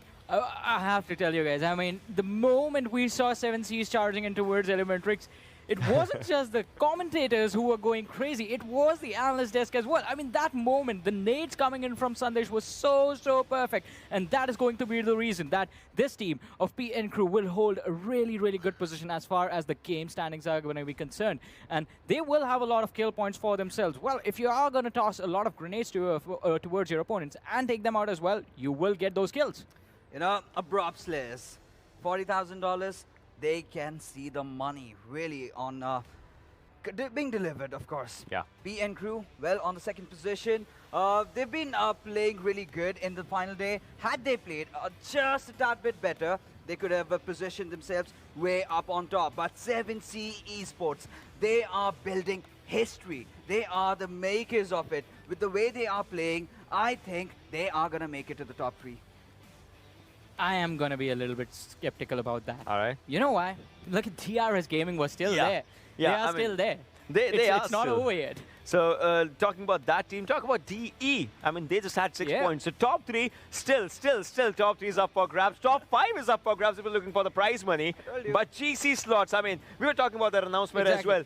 And once that happens, each and every one of these players will be excited to See, get to that top we 3. we have been begging for a lot of drama today in the leaderboard, but I think we bit off more than we could chew at this point, man. This is getting too intense, but so was this match. Look at that, smokes and nades used 214. We talk about kill numbers being less in the Yeah. map of Miramar. This time it was not less. 57 is a decent outing, I would say. In fact, we three were really even speculating this map was all going to go towards a heal battle, and had those nades had not popped off, I think we could have certainly seen that happening, and anything could have happened, really. A lot of grenades, of course, and this time, this circle was absolutely preposterous with the way it completely shifted around to the eastern side. Then today, you know, we have a trend going on, the slopes, and that has been the cause of death for Deadies. You know, they were the kings of the hill, they were on the tippity top, and then the moment came, they had to get down, and that is where they just falter out. Look at how the circle just, shifted up north as we were That just talking curveball. about it. Yeah, it was a curveball onto that slope. Right now, A1 Esports, so the teams onto the southern side of Junkyard, they had to move in, they had to pick up their momentum just so that they could get inside the next circle as it was moving towards Look at the Elzazar. city lines. Yeah, so that's where the circle was moving. And talking about that city line, look at you see that slope right onto the southern side of the Yeah. road. That was an important slope. And we saw a lot of teams go Yeah. down when they were taking their vehicles onto the southern side. I think this is the moment where Elementrix stepped into their doom, because they were holding on to that broken wall for a really long time. Yes. And as soon as PN Crew came in and took that rooftop, they knew exactly where their opponents were. I think they weren't able to figure out the position of 7C. That is why 7C sort of survived a few extra seconds in that scenario. Otherwise, even they would have been taken out. You know what? I mean, they Team did go down a Elementrix couple of kind seconds of later, yeah. did build their own graves over there. No questions. You know, Mr. Hughes who taking down one of their players, and then those follow-up nades coming in from Yeah. Sandesh. And that was the moment when the players of 7C were just charging in. Imagine a situation, they would have all been blown up, and, you know, that is where we could have, gone bonkers. It did go bonkers indeed, Yeah. I guess. I mean, Sandesh has been having a lot of Mountain Dew for himself. And, well, that helps you do the dew in the game, ladies and gentlemen. And with that, we have two the new moments in front of us. Talking about the starts of the fight, you know, this happened as players were still speculating it might just go to the shore side, so northern side of Impala or something. That's where rotations came in. A1 Esports onto this one as well, trying to take out the good fights and the bad fights. They kind of faltered down. I mean, Dante, he tried, but he missed, and he went down. This was the fall of A1 Esports, just, you know, happening slowly and steadily. But this was, I would say, one of the most craziest fights that happened, as Sinister barely survived, and he took with himself the pride of the team moving up forward. Team Bablu as well, they faltered down in this one. That puts a lot of pressure onto this team for the next game to come. Yeah, of course. But, you know, with the way the circle was shifting around, we did get to see that in the zone analysis, right? A lot of single-handed fights were being taken. Venom Legends, I do not know what really went wrong with the squad. Was it the pressure? You know, I do not know. Was it the form, or they did not have a good day? Whatever be might it. Deadeyes, well, they were really promising, all for a moment. Even Frankie did a 1v4 clutch around there. But DRS just getting blown away. But, you know, this is where all the magic happened. All those teams, you know, being neighbors to each other, but not really friendly. And Brupsless were in the thick and thin of it. They knew they had this game in the bag. All they had to do was just to survive. And there was a moment, you know, I have to be really critical about this. You know, the smoke usage from all these teams, I feel they could do a lot better. You just do not have to smoke absolutely everywhere, because what you're doing in the process is you're blocking your own vision, which you should not actually be doing. Instead, look at the situation. This nade, had it just connected, I mean, Hungry Box would have just been blown out. I mean, on to the other side, we were talking about 7-6 players being blown out. They did get blown out, and that's where the damage stat just came in. As Johnny was actually saying, you know, a few seconds later, that's where damage and that's where kills came in, and those were critical numbers. I believe, as I am going to be standing inside the laboratory right now, ladies and gentlemen, the laboratory of the damage numbers, and I'm going to need the mad scientist with me. Ocean, could you come here for a moment? All right. Join me on the stage. Join me on the stage, buddy. Well, yeah. So we do see the damage numbers of PN Crew, don't we? It is pretty tall, the damage numbers on their side. You're getting 2,000 plus damage. 6 kills coming for them. My question to you is going to be, had the players of 17 not run towards Elementrix, how far do you think they would have gone in this game? So I would say double the number, you know, make a trouble, make it double, and that's where they were going with everything. Plus that damage number, damage bar would have increased to what, many folds? 2,800, 2,900, probably touching 3,000 bar as well, because that's where the team was looking for. Think about this one. 10 kills, 1,000 damage, 6 kills. Exactly. I mean, we do see 7C on the 3rd position. Let's head back to the stage right now. So we do see 7C on the 3rd position in the damage histogram and in the standings of the game as well. Had they not gone toward Elementrix, I think PN Crew would not have noticed where they were. They would have survived, and then we could have had a totally different winners of this matchup. That would have changed everything. That would have changed everything in this match. But now, time for surprises. I mean, the match was a pretty surprising one, but as I said at the start of this day, ladies and gentlemen, and as I said yesterday as well, you are going to be rewarded right now for tuning into the analyst desk, because we have a really, really, really big announcement for you guys about the PUBG Mobile Global Championship coming up right now, and here it is. Hello, PUBG Mobile fans around the world. We are so excited for the upcoming PUBG Mobile Global Championship, which will be the biggest event in PUBG Mobile esports history. We can't wait to share our plans with our fans, so here's everything you need to know about the Global Championship. The Global Championship needs a logo that will live up to the name, so we've created a brand new one to represent the best teams from every corner of the globe who have shone throughout the 2020 competitive season. The grand stage is set for the best of the best to compete against one another. Of course, none of this could happen without our sponsor and partners. Qualcomm, the title sponsor. Mountain Dew, the beverage sponsor. OnePlus, the smartphone sponsor.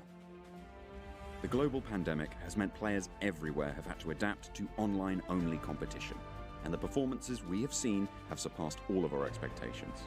Due to these unprecedented circumstances and the incredible performances we've seen from all of our teams around the world, we have expanded the number of teams entering the PUBG Mobile Global Championship from 20 to 24. And now for our qualified teams. The PMWL Champions are qualified teams from the professional leagues around the world. The Korean and Japanese qualified teams. The PEL qualified teams. 3 slots from South Asia, 1 from Wildcard, and 1 invitational slot. The action-packed schedule will be broadcast 5 days each week. The first 2 days of each week will see all of our teams compete to qualify for that week's Super Weekend, where 16 teams battle it out to earn championship points. If you watched World League Season 0, this format should be familiar to you. The PUBG Mobile Global Championship marks a milestone for PUBG Mobile esports, so it's only fitting that the reward matches up to this prestige. This is why we're offering our biggest prize pool yet, $2 million US. Thank you so much for tuning into this update, and I hope you're as excited as we are to watch the most significant esports event in PUBG Mobile history. And we have more big news to announce on November 24th, so save the date. Well, that was amazing. My mind is blown. $2 million on the line for the teams that qualify for the Global Championship to call themselves a champion. Also, a lot of big names coming back into the action. Talk about that. Yeah, talk about that. We are talking about BTR. We are talking about footballers. I mean, champions are returning. We're talking about 4 a.m. I mean, that's a good time to go and game, right? Exactly. I think finally we will get our answers. Which is the best team in the world? The Chinese teams will be going against the best.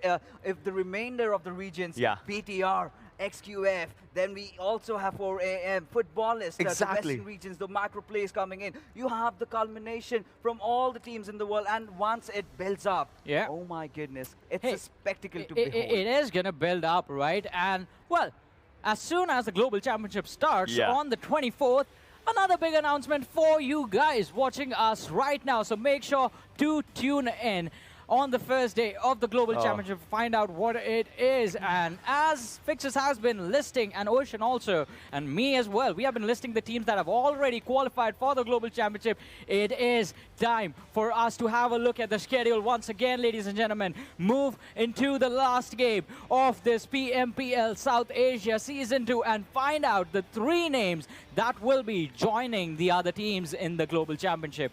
Erangel, it is going to be the deciding ground for all these teams. 3 names moving forward from here, from this PMPL South Asia Season 2 to the Global Championship. And, well, we won't be having the leaderboard for now, because we don't want to jinx it. We don't want to jinx it. We are on the same page right now in this one. No predictions. Ocean is my brother. Okay. Not very much, but still we don't want to jinx it if we're talking about this one.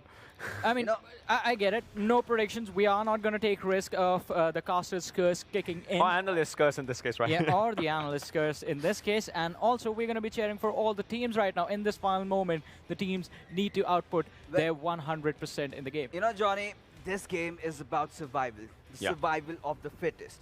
The one who's the strongest, the one who's the most hungriest out there is going to get this one. Yeah. Is going to take home those $40,000 and all the glory that comes with it. I mean, see, I used to do this. Previously, it used to be this, then I was on 20, but right now I'm just going to do this because this is where it all just goes down, right? I'm going to join you as well. Yeah, I'm going to give everyone a thumbs up as well. You guys too, just cheer for your favorite teams as they battle it out one last time in this OG map of Erangel to find out who is going to be moving forward, who is going to be getting that huge, huge chunk of the prize money. And also, let's not forget the one individual player who is going to be walking away with the $5,000 for being the MVP of this tournament. Who is that lad going to be? Well, we will find out after this game. And, well, the analysts have decided not to pick a team. Let's see what the lads on the other side of the desk will have to see. We're going to move on to them in a few moments, but before that, I mean, all right, let's just get this over with. Enough building up the hype. I'm gonna walk over to the other side of the stage, and XP's in a fighting mood. You're coming a little aggressive over here right now. Take it easy. You said let's just get this done and over with. I just came to ask you guys. All right, you sure? All right. Do you have any? No, not this. I don't want to jinx anyone. I don't want people like sending me DMs in my Instagram or whatever. No predictions. Let the best team win, right? Let the best team win. You know what I'm expecting in this map, though? I want to see some targeting. I wonder if ASL are going to have a few people dropping in around Gatka. I would love that. I would love that. Could be. Yeah, I would love that too. And one thing I would love is going to be to have the circle on the bridge, either the military bridge or the Nova bridge. That's going to give Amen. us the God most bless. action. Let's hope that happens. We do want that to happen, but we've been asking for that a lot of times. It really hasn't maybe- materialized right now. You Maybe asked it for might a happen Zarki now. circle 2 days ago. And we did get it. So are you going to say that we should be doing all this right now? We have the crystal balls right now. You have So the you know you what? have the stage, man. I'm going to leave. We'll already. All Why right, don't you see you, go back Johnny. to that analyst desk over there? I mean, already I'm getting some love. But anyway, Blay, this is it. This is it. The final game. Just let that sink in. This is it. The final game of the PMPL South Asia 4 Season weeks. 2.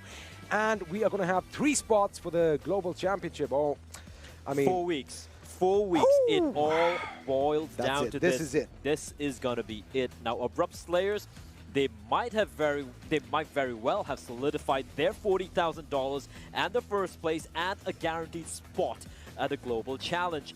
The second and third, I didn't see the standings. I don't Global Championship. I'm sorry, but I don't know where it's going to be standing right now. If you look at the standings, we would have an idea who's in the second and third. We don't know. You know, we don't know. I like one thing. The analyst desk kind of mentioned that we don't want to jinx anything with the leaderboard. We want the drama. We want you all to be speculating as to what the number 1, 2, and 3 picks are going to be from this tournament because, well, in about 5 seconds. Let's get ready to rumble. It is going to be on Erangel, ladies and gentlemen. The final map, the final game, match number 20 of the PUBG Mobile Pro League South Asia Grand Finals.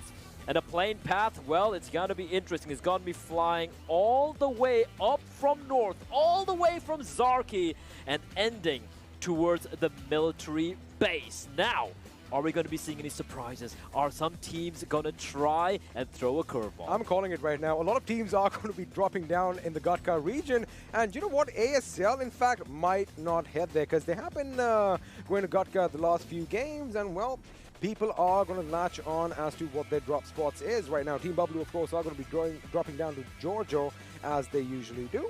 And again, I'm T2K? my eyes are on a few teams right now. Future Do Station? I see them? There's no Future Station. I don't see them.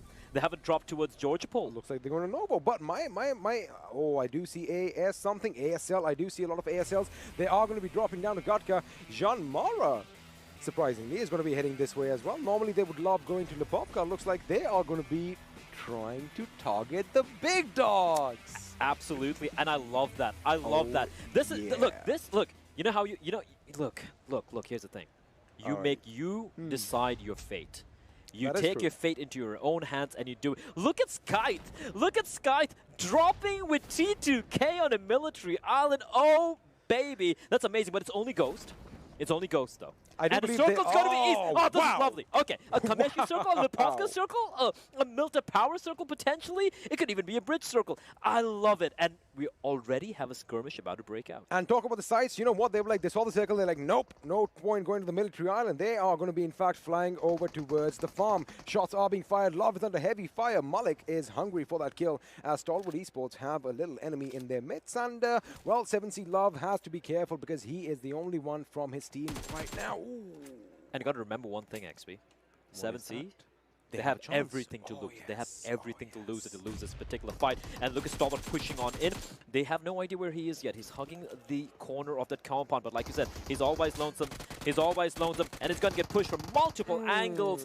And that is an abysmal, a painful start in the final game here for 7Cs. I mean, we did see one of the gentlemen from Stalwart Esports jump, vault in over the window. Maybe he could have stayed in, knocked him down, but of course there are too many decisions, I beg your pardon, and your hands are going to be shaky as well, because like you said, 7C Esports have everything to lose right now. They have sweaty palms, the knees might be a little bit weak as well, could be shaking also, but looks like they are going to be playing bumper cars right now. That is not what you want to do, especially since Pochinki is already occupied. But now, all the teams on the West, and I'm talking about Bubblu, A1 Esports, Jean Mara, ASL, Elementrix, they are all going to be going through this opposition, especially at Rozok and PN Crew in usual fashion. Always in Severny, and go. this time around the Circle Gods smile down upon them. John Mara far away on the western side of the island. We have Elementrix, as usual, dropping towards the Ferry Pier area. We, of course, have ASL, like you pointed out earlier as well. They're going to be heading towards Rosa, probably. Let me try and tell you what all is happening different over here. Now, have you looked at A1's position? Did you see where they are? Yeah. They're in Georgeport. South Georgie. Where do we see them normally? the Fnatic drop. Before that, they used to go towards Yasnaya, but it looks like Yasnaya is going to be... And an interesting thing, guess who's at a Fnatic drop? Future Station, who usually like going to South Georgia. They've flipped spots, which is very interesting. I'm telling you, these guys are going to be waiting with bated breath as the teams are going to be coming in the circle, and a few big dogs are going to be in their name. Now, I'm calling it right now. Everybody knows where ASL drops, right? They are going to assume they are going to be in Gatka, so expect Stalwart Esports to put up a little bit of a blockade. Venom Legends could be hanging around just to get a few lucky kills, but it looks like ASC's Muffin might have spotted the enemy, and the enemy is 7C Esports. And now we have a look at the live rankings. Abrupt Slayers, they are kind of etching out a little bit of a lead. However, 7Cs, 4 points. And they're coming under heavy fire from Muffin, who will unfortunately just land one tag. He's going to go for the reload, and unfortunate for him, Fear has made an escape. 7C getting knocked out early here in this map. It's gonna be heartbreaking for them. And again, same for Team Bubble, 162 points. They just need one good game. This could be it for them. Now, you know, 7C normally do drop down in Pachinki play, and we did see Love with the only man pretty much in the city at that time, which means the question is, why were his teammates a bit further back? Now, I do know that, you know, you want to try and move in from that squad house a bit to the north. I'm going to come back in a second as Nay7, while in the car, is trying to get a few shots on the opposition moving around. That was quite optimistic, but now they are going to be happy with their position. They have the apartments next to the school. Of course, if you know these buildings well, it is pretty easy to guard them against, you know, opposing forces. But the question is, how long can they stay there? Because the circle might take a little bit of a shift. Well, it could go anywhere. I want to see...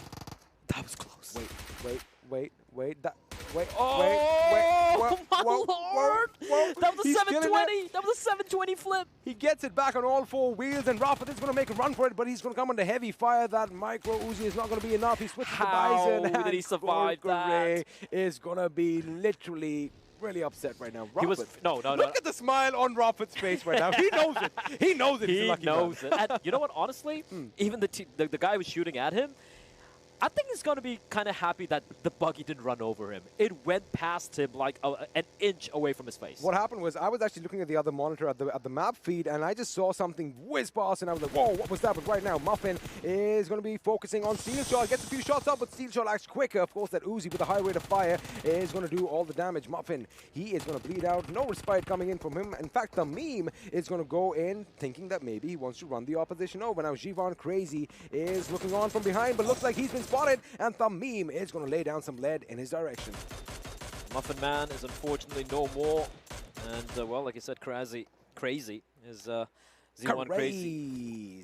Z1 Crazy is in a bit of a pickle, and Kurukre is far away as well. ASC looking a little lost, and I don't really blame them. They've had a pretty rough campaign. I mean, great job from them to qualify for the finals, but it hasn't really been their weekend, so to speak. But, you know, even if we're going to go out in the bottom half of the table, they want to go down a little bit with style and a little bit with both guns in your hands, guns akimbo, going down with a bang. But if that's going to happen or not, we're going to be finding out later on. PN crew has already managed to make their way almost towards Yasnaya. That could get tricky because DRS is lying in wait, and Deadeye's guys are as well heading in their direction. Now, since we do have the map open, my eyes are pretty much at one place. Any guesses? Any guesses? They are on the move. Yes, sir. The convoys are on the move. Elementrix looks like they could be posting up. In fact, this time around, they are going to be taking those high ground houses. Looks like they could be in a collision course. One second. Be very quiet, as all the enemies are going to be around you. I wonder if anybody has watched a lot of Warner Brothers. You should know where that is from, but Jivan Crazy, they are going to be looking for him. Looks like... they're going to give up on that search party, but now Jivan Crazy, I know he's got an itchy trigger finger, I know that, but right now Heaven is going to be laying down some lead in Shifu's direction. Well, not Shifu, Mr. Heyozu, I do beg your pardon. However, Elementrix are just going to drive on by. They aren't going to drive on by. There's no point really taking this fight. ASL, they are playing the edge of the circle. They are being the gatekeepers for the time being. T2K, as usual, very late to... Not usual, actually. Usually they're way more faster rotating in from the bridge, but this time they're taking their time. They haven't budged yet. Leon, well, he's going to have to fall back a couple of feet. Going to team up with the rest of his team. They all have the vehicles as well. And Chari's getting shot at. And, whoa. Okay, Elementrix, they want to take the fight to ASL. This is interesting. They are really, really hungry to win this particular duel against, well, the Kings of the Hill. The Kings right now, who are the only team to have crossed over 200 points. They have pretty much solidified the first position, but you know what? They're looking for more.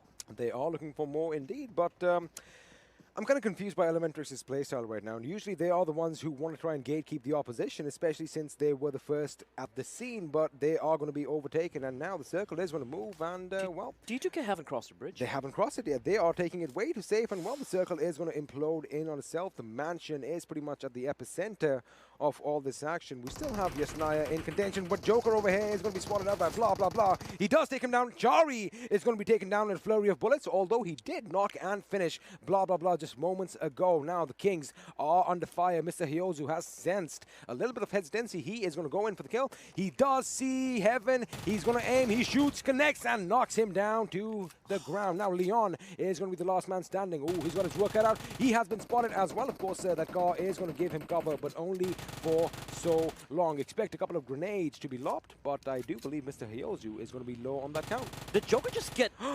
he got taken down by the vehicle, and I think ASL are going to meet an early grave. The #1 team go down in the very last position. 1 now, point. The thing is, I don't think they're going to be too chuffed about it. You want to end on a good note, but still, I think the lead they have right now is pretty much unsurmountable for any of the other teams. But you know what?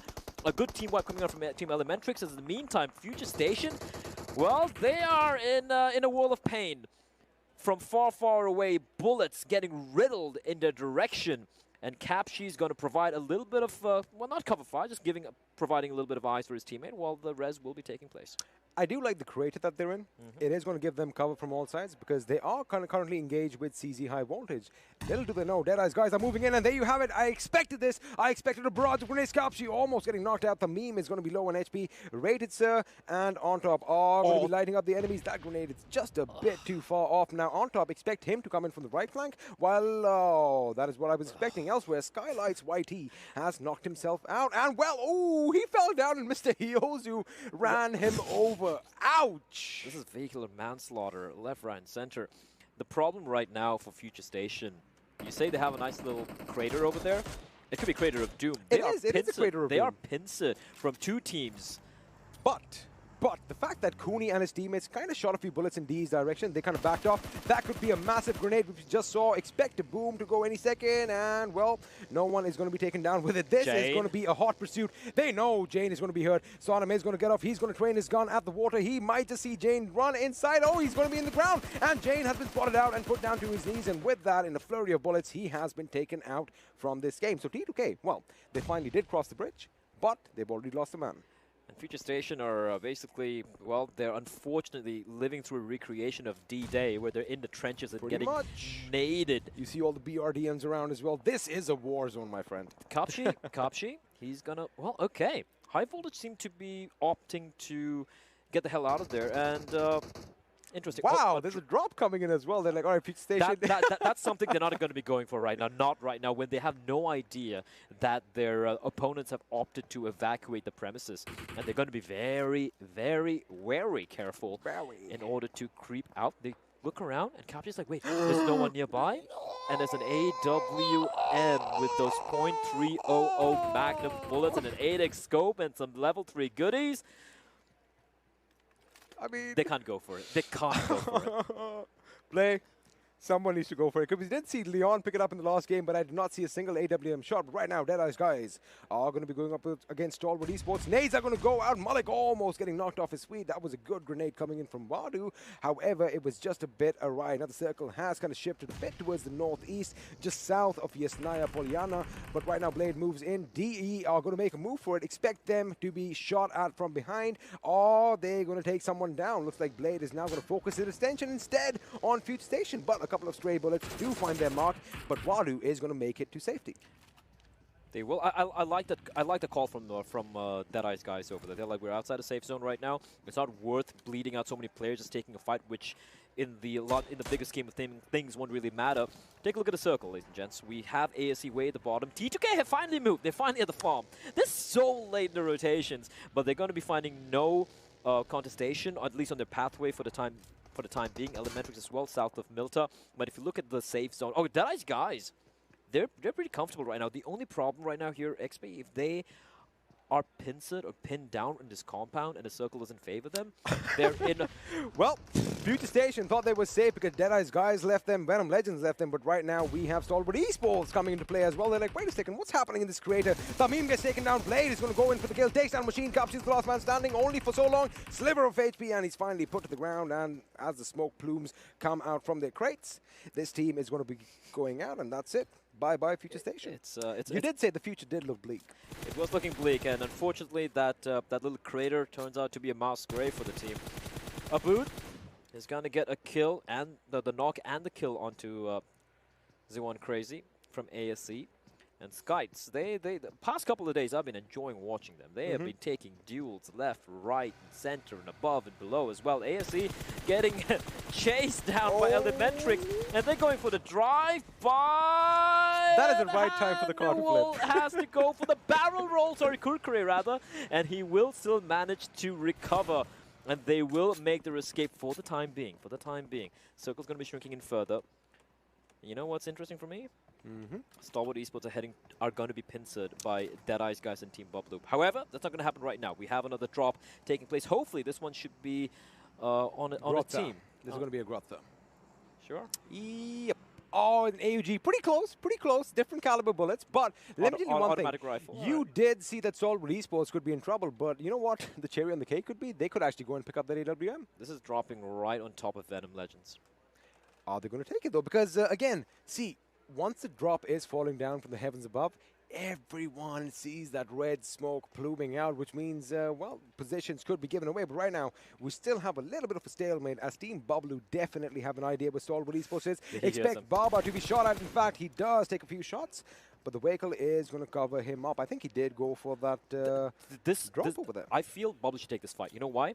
Stalwart Esports' position is very hard to defend against. They only have the vehicles for cover. Look at the nades being tossed and smokes being deployed as well. A lighter from Stalwart providing a little bit of a semblance of cover. Beautiful, yep. But the thing is, smokes are not walls. Bullets will go through them. And nades being tossed in return by Bublu. But look at Stalwart pushing on in. Vehicles on their feet as well. Lovely stuff. But can they hold off the onslaught from Team Bublu, who are battling for a top 3 spot right now? They are battling right now. Now they're battling for their lives up against Stalwart Esports, as it is going to be on this little hill. Molly gets taken down with a big grenade by Danny. In fact, Tyrant comes in from behind and seals the deal. Baba is going to be low on HP as well. Rafat elsewhere is going to knock out Gels, and I'm going to focus over here. Zibian moves around the tree. He needs to move in. Again, smoke. You see smoke. You shoot at it. That is human nature. Oh, Baba realizes the people are going to be running right around him. In fact, Danny has just crossed him. Expect to be shot in the back. He does. Zibian gets taken down. Tyrant gets taken down. Danny gets taken down. Baba is on a rampage. This man just knocked out 3 members, and now he goes up against the last man, Teen Wolf, up against Baba. Can he do it? He can! Oh my goodness, the studio has erupted right now as Baba is on a rampage, knocking out an entire team. Who's your daddy? Wow! Bublu gets decimated, annihilated, 1 man, and Baba is his name, and that is going to be it for Team Bublu. Their chances of making it to the global championship, it just dissipated in a matter of seconds. What a play. My heart wants to leap out of my chest right now, Blade. Baba, take a bow. What a play. The patience. He let all 3 of them go past him, shot them down in the back, and then went up against Teen Wolf with a sliver of HP. Amazing play. But right now, PN Season is going to be under fire as on top. Has spotted him out. In fact, almost did knock him out, but Blade... Oh my goodness. Take a breather. You know what? I am going to let you talk for a second. I'm going to take a sip of water, and well, I need some Mountain Dew. I need my energy back up. Woo! All right. That happened. Okay, that happened, ladies and gentlemen. I can't even hear myself. I think I might have gotten a little deaf there from everyone yelling, including myself. I do apologize. No, 100% deserved, because that was the play of the day. That was the play of the day. As we take a look at the standings, right now, Bublu. They're out of here. They're done for. They're done for. I call it. That is the end of the road, the end of the line for Team Bublu, and they were so close, yet so far so away. Close, but Team Bublu, the representatives from Pakistan, unfortunately, we will have to say goodbye to them. But we're not quite done yet. There are still a couple of storylines remaining, and Nade right above Gunner. And he's going to take a bit of shrapnel damage. He will head on back, though. I like the fact that we have a little change of terrain this time around, as we are going to have the final circles just north of Shelter.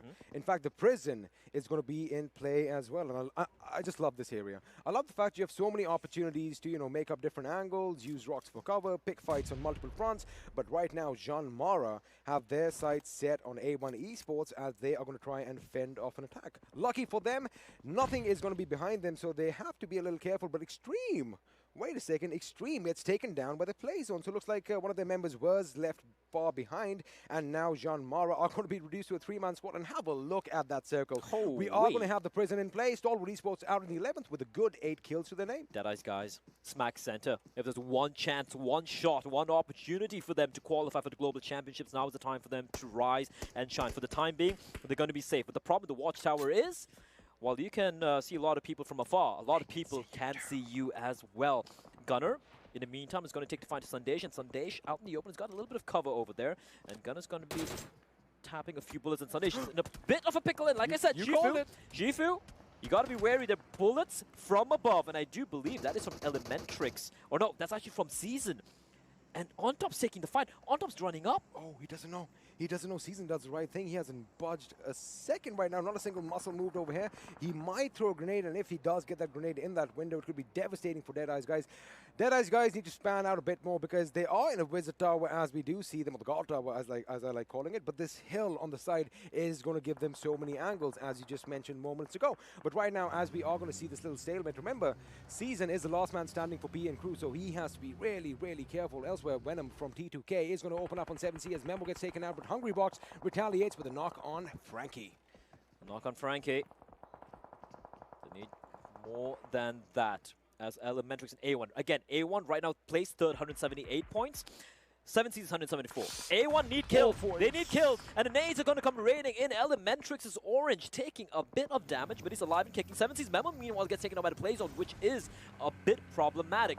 Sinister going to be inside of the vehicle. They're going to be heading inside of the compound, looking to fortify themselves, trying to get some control of the buildings, which is exactly what's going to happen. The thing is, Elementrix are above on the cliffs, where the zone is still favoring them, but they have no way down. That could be a problem. A boot from Skyte's going to find Orange. Hayozo's going to get dropped as well. Orange will be finished off, and Skyte out of nowhere, they have slain them. As Ghost not going to stop, he's going to attack T2K as well. And Skyte's out of nowhere, 4 kills, and T2K, goodbye. It was nice having you. It was nice having them indeed, and Elementrix, we thought they were out, but they are still going to be survived by Sonim. Let's see if he can get his team a few extra possession points, but Hungry Box is hungry for more as he now knocks out Assassin off his feet. Means Cooney and his teammates are going to have some trouble. Ooh, that was a beautiful grenade. Wadu is going to capitalize on that kill. Assassin, we saw what he did in the previous game. Unfortunately, he's not able to recreate the magic. And the nade will be it from him. And for High Voltage, they are in a world of pain. One player left. He got it. And Shifu just mowing the grass with the bullets. And with that, it is going to be actually DRS who steals the kills. Gyalzen finding a double, or at least one. And now this is the opportunity for Deadeye guys to relocate themselves. They need to move into a safer area, and that's exactly what they're going to do. You can take a look on the minimap. However, they need to be wary that Season from P and Crew is still alive. The position just south of Season is where Deadeye's guys want to find themselves in, but they've got to be careful because Hungry Box is still alive from 7C. Fair is still alive from 7C, and these guys can do a lot of damage, but Sights are going to be moving in as well. Expect a fight to break out between Deadeye's guys and the boys from Sights. Now, a Booth has spotted the enemy. Solemn, the last member from Elementrix. Can he make it over Geronimo? He says and jumps. Does make it to safety. However, down below, we have A1 Esports and Jean Mara as well. The final 8 teams, 23 people alive, 22 minutes into this game. This is going to be exciting. A Booth has to be careful, though. He does think he's safe as far as the right flank is concerned, but remember, Deadeye's guys are moving in from the left. They are indeed. Gunner using a bit of the smokes to try and reposition himself. A1, again, like we got to point out, they have control of that massive building, and that's a lot of windows to rattle up bullets from. On Top's going to spot out a player, and it's going to be Fear versus Deadeye's guys. As Fear hasn't spotted out, he's going to get bullets, going to rattle off his Achilles heel, his knees, and his soul has evaporated. But a reply coming in from AJ. From DRS, he's going to take down one player that is rated from Deadeye's guys. Bleeding out. 7C's got eliminated. They're out of here. They just got 1 point as well. They got 1 point and 1 for placement. But right now, let's have a look at AJ as he's going on the right rotation over here. This is going to be a big game for both teams. Galden has been knocked out. Looks like Mafia Ninja could be in a world of trouble as well because there is still the enemy around him. On top, finally getting spotted out by Sights Ghost. He is taken down in a jiffy as AJ is going to go ham on Shifu, knocking him down to his feet. Now DRS, they need to push in. They need to finish off Deadeye's guys before they take the fight uphill. They do indeed. I'm telling you right now, Abrupt Slayers, DRS, and A1, they pretty much solidified the top 3 placing. There is one team remaining who can knock them down. That is Deadeye's guys. If they stay alive, they are still alive. They're still in the running, but Shifu is going to meet his doom. Rated Sir is bleeding out as well. Unfortunately, Deadeye's guys have been eliminated. And ladies and gentlemen, they get 6 points. They do get 6 points. Lost the placement points. Oh my goodness. I don't know if it's going to be enough. I don't know. It's going to be very, very close. But DRS and A1, if they can get enough kill points, if they can get the top 3 placing, a chicken dinner would be even better. It would be the cherry. It would be the icing on the cake as Mafia Ninja laying down lead onto Team Sky. Ghost and Razur, they are trapped behind the tree, but at the same time, while all of this is happening, PNCeason, he hasn't budged for the past half an hour. If I'm not wrong, Abrupt Slayers had a 29-point lead over DRS before Game 4. Looks like DRS are going to be trying pushing in hard. They already have 12 kills to the name, if I'm not mistaken. PNCeason! How is this man still alive? But he does have his work cut out for him as he now has to move inside the circle. And, well, chances are it is going to be a bit too late. But elsewhere, we are down to the final 16. 17 teams still alive. Jean Mara are still holding on. A1 Esports are still holding on to the position. And as luck would have it, the zone has shifted in their favor. Don't forget about Sonim. He went for that Hail Mary leap of faith over the cliffs with that buggy, and he is in a very comfortable spot indeed, in sight of the circle, unless I'm very much mistaken, and the zone is going to be shrinking in even further, and the blue is going to be dealing out a lot of damage, a lot of pain. 6 teams still in the running, 17 alive, and they're waiting for the zone to shrink in the next 10 seconds, and mind you, in the next 30 seconds, we're going to be down to maybe 3 teams, if I'm not very much mistaken. DRS, they need to make a move, but Skies are doing a fantastic job keeping them at bay. Razur rattling off bullets, using the tree as cover. He's going to deal a bit of damage, and it's getting shot at from multiple angles. Somehow Razur is still alive. As Phobia is going to drop Ninja, but Mafia Ninja replies back onto Phobia. AJ is going to find Ghost, and suddenly Skies, they might be down to just 2 players. Razur bleeding out. Mafia Ninja running in to try and get the res onto Nima in the smoke. But Razur, he wants to finish his fight. He wants to take them down right now. He's taking a fight, but he's going to get peeked together. Will be mowed down, finished off, and right now it is going to be a 3v3. Skies still do have the advantage, but time is of the essence, and they're getting mowed down, taken down. Galvin's going to find Ghost, and that is going to be Sky getting knocked out of the tournament, off the event, and off the map, and we're down to the final 4 teams and 12 alive. 12 alive, and had a booth over there just aimed down the side. He might have actually gotten a couple of members from DRS, but it looks like DRS are still going to be a 4-man squad. Mafia Ninja on his knees, not for so long. Gyalzen and Nima are going to be moving down south. Remember, they have to jump in at some point or the other. Wait a second, that was quick. That was quick. DRS Gaming just lost Nima, but look at the kills. 16 kills to the name already now. Gyalzen, they need to fight cover to make at least one of their members come inside the circle. This is going to be a last-ditch effort for that team as A1 Esports are looking good. Sonim is still alive and is still not backing out from a fight. He has not been spotted, and everyone's going to be wondering, how the hell do we have 4 teams alive inside of the circle? It is going to be the final one. It is going to be the final duel on the cliffs from above, delivering death, destruction, and pain. This DRS Gaming, they have been on a rampage on a wrangle. 16 kills. It could be 17. Zero Fear somehow does a dance macabre and avoids the bullets. But how long can he do this tango? John Mara, a couple of them, 1 player I do believe on his knees. The rest should be coming in, and DRS in a little bit of lull of action. This is an opportunity to head on down, but the circle actually might be favoring them. And dude, I'm not even joking right now. DRS already have 16 kills. If they win this chicken dinner, if they get a few more kills, they could actually win the entire thing. They are going hard. This Mafia Ninja does get Gunner, and that is going to be a confirmation. That means 17 kills now. If they go over 20, we are going to see the big 2-0. We might just see ASL being toppled over. Giro Fair has been spotted out. A grenade is coming up, and the grenade does connect. AJ on his knees. Giro Fair coming in. He wants to make sure he puts these teams down the ground. He gets another Galden, goes down. He is going to shoot behind it. Are you kidding me? Are you kidding me? Giro Fair, this man has no fear, and there we have it. We were just talking about a team that could win it all. Sonim, they have been wiped out. Hold on. Sonim got a knock as well, and A1's out. A1's out. Sonim all alone, holding on for his team, and it is now a 1v1 because Wang is bleeding out. His teammates nearby, and Sonim him inside of the house. He knows there's only one player remaining. It is going to come down to the 1v1 to decide which team is going to get the final chicken dinner of PUBG Mobile Pro League South Asia. I mean, my heart is racing 100 miles an hour right now as Sonim is going to move in. Judo Fair comes in, well, he drops down like a god. He's going to move around. Sonim does know where he's coming from. The Uzi is in his hands. A little bit of a pre-fire. A flashbang is going to be deployed. No way. There we have it. Sonim comes in. The Uzi goes in deep. Wow! Jean Mara have done it. Jean Mara have done it. And one man is the one who is going to be the star. And that man is the man without fear. Judo Fair winning the last game for his team. Wow! Oh my lord. Okay, listen. I mean, listen. I'm done. Okay, we need a Wow! breather here. I'm not done because what a gameplay!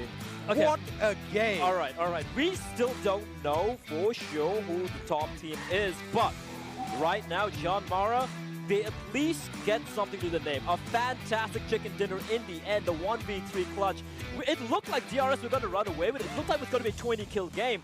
But then Zero Fear says no. He lives up to his name. They get the chicken dinner. Ooh. My mind is blown. My eardrums are blown. And I am depleted because that took everything out of me.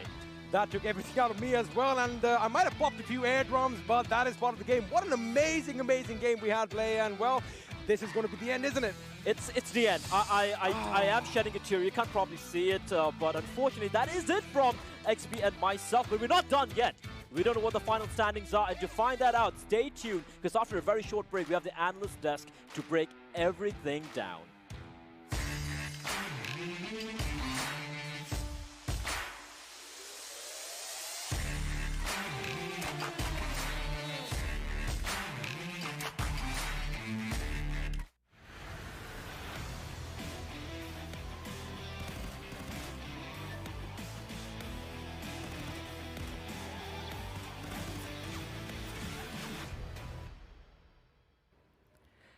For the final time, ladies and gentlemen, welcome back to the PUBG Mobile Pro League South Asia Season 2.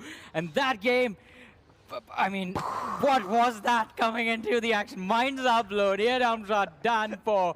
And it was an amazing way to end this final match. But I'm going to ask my analyst, Fixus and Ocean. Yeah. What happened? You know, everything. I told you. Ocean, I told you all. It is going to come down to the final game. That one fight, that one moment. Yeah. DRS versus Dead Eyes. I think that was the decider. That was a decider point. We were about to see the big 2-0. The big 2-0 was just out there, but it was snatched away. It was snatched away because there was one guy who had zero fear.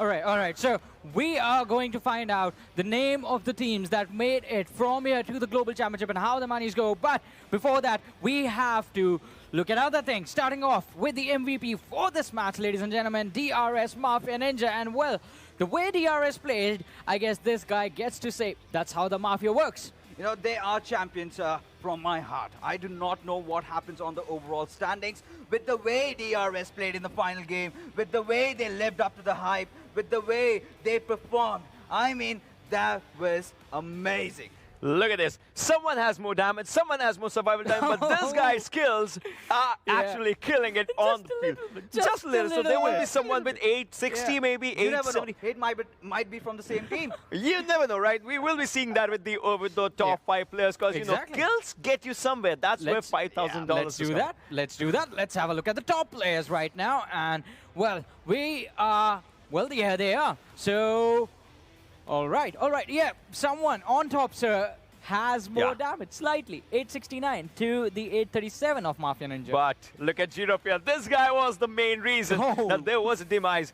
6 kills to his name as well. And he lives up to his name as well. Giropia had zero fear facing the squad of DRS. How on earth do you do that? A team that has been dominating, you see them on the kill leaders, constantly annihilating every single squad. And then you started off with one single grenade, and then you get the cojones to just ram in from the low ground, go to the high ground. It was beautiful. From the AUG till the Uzi, the way he switched it around. I mean, Mafia Ninja was scout for his team. Think about that as well. And he was the MVP. Exactly. Let's have a look at the standings for this game now, ladies and gentlemen, and see where does this match get, or how many points does this game get. DRS, oh, 8 placement points, 17 kills, 25 points in total. That is incredible. You know, but in the last game, it was a game which splurred emotions. It was a lot of things. Yeah. Hearts breaking, you know, hearts pumping. Everything was there. Every single action you could have anticipated was there. Right from Team Bablu to an early exit from their nemesis. That was, oh my goodness, Talbot. Oh my goodness, Baba, you beautiful lad. Why did you keep all the best games till the final game? I mean, had he done that right from the start, we could have seen, you know, Team Stalwart getting into the GC. That is the same man who was the reason for his team to go to the previous World League. Yeah. He is an amazing, amazing player, and we got to see that once again, but I agree with you. Why save it till the very last game? And against a team like Blue Ocean, you've got to give us something. Something on I'll this. give you the stats. I mean, Baba Black Sheep, have you any kills? Yes, sir. Right on the hills. That's what was happening. 194 smokes and nades from the whole lobby we talk about it. 58 kills just coming in. Ocean, I hate you for saying that. That is the second time this year you're saying that. Yeah. I know, but still, 13 headshots is coming in as well. And it kind of just comes on because that guy had 6 kills out of these 58. Let's get things out of the way. Yeah. Zone analysis, zone replay right now on our screens. You know, guys, every single wish has been fulfilled in the final day. We did want to see something happening on Stalber, we got it. We wanted to see something happening on Prison, we got that too. And we were actually heading out for a big 20, but that did not happen. It's fine. It was still a beautiful finale. But, you know, talking about the circle, Dead Eyes, well, I really felt that the position they had got a good chance, but it was the players that really made that rotation. You know, Dead Eyes, somewhere down the line, I really felt they were kind of sandwiched. They did spot out the players of 7C, and this was another heart being broken. You know, all the Bangladeshi fans out there would have been so happy had 7C gotten this final game. But, you know, Dead Eyes, they did take a squad down up until DRS comes in, and like Ocean, you mentioned, once the Mafia comes out, you're just done. Yeah, you are done, and you are done with everything because, you know, if there's just one thing that keeps you on the toes, it's always one thing that keeps you on the toes, right? It is Mountain Dew. It is this beautiful drink that this man, right next to me, loves really much. All right, the contraption is I back have again. everything. I'm the god right now. If you're talking about Mountain Dews, I have the best of the bunch for me. Well, while Ocean enjoys his Mountain Dew and we finish our cans as well, to sue this let's guy. have a look at do the Dew moments of this match. Yeah, we do have to take a look. But, you know, right now, analysis. What do? This was a magical game. Yeah. And with every single team competing, abruptly has been taken out right from the get-go. And, well, they did not amass enough points. But, you know, that last chicken dinner might just have done the job. We never know. Because you have the RS in contention. Those 25 kills. Anything can happen. And, oh my God. Team Elementrix, with the way they were playing, you know, Sonim, he did go on some crazy, crazy rides. I mean, every team gave their 110% to get the best out of them right now. You know, it's the last ride, and you need to go with this one. Look at the smokes, look at the nades, look at the fight, look at what was happening, where it was. Yeah, exactly. So that's where the rhyming scheme just comes up. He had no HP, and yet he managed to take that fight, especially with the vehicle coming in. His teammate was right there. That was so incredible, that moment. Things changed all of a sudden. I mean, we talk about the area, we talk about the planning of the fight. Sometimes you don't plan anything, and you give the best moments in this game, because that's what the randomness generates, and eventually it gives you a good placement point. Yeah, of course. And I gotta give it up to its AJ. You know, the way he just was taking all the fights, does not really care about the cover. This is the hunger, ladies and gentlemen, that you need to win the championship. And, well, the way they were engaging, DRS were on the top of their game up until this point. I mean, a lot of blunders up until now. You know, Mafia Ninja could have done a bit better, but I love the way Jerafir really switched things around. Yeah. I mean, the switch was actually important, and because of that switch, you know, things came into their favor. I mean, we talk about damage, we talk about kills, we talk about good stuff in this one. Exactly, and there was a lot of good stuff, because why not? Look at the damage histogram, ladies and gentlemen. Look at that bar being put up by the players of DRS Gaming. Ocean, oh, it's almost as tall as you. I mean, well, I'm not as tall as XP, but I'm as tall as this one, so I'm pretty happy with this one, right? Because we talk about the good fights, the bad fights. Only and only good fights were coming out in this one. Also, I mean, the way this team was playing, it felt like you were talking about picking good fights and bad fights. If you went up against this team earlier on in the game, there was no good fight for you. There was just the exit back into the lobby. But Zero, I mean, as Fixer said, what sort of courage it takes to take on a team that has constantly been in the kill feed. I mean, at that point, I don't think anything was going through his head. It was just him, his weapons, and the adrenaline rush. Yeah. That was one incredible moment in this game. Also, we got to see a similar thing happen a little bit earlier.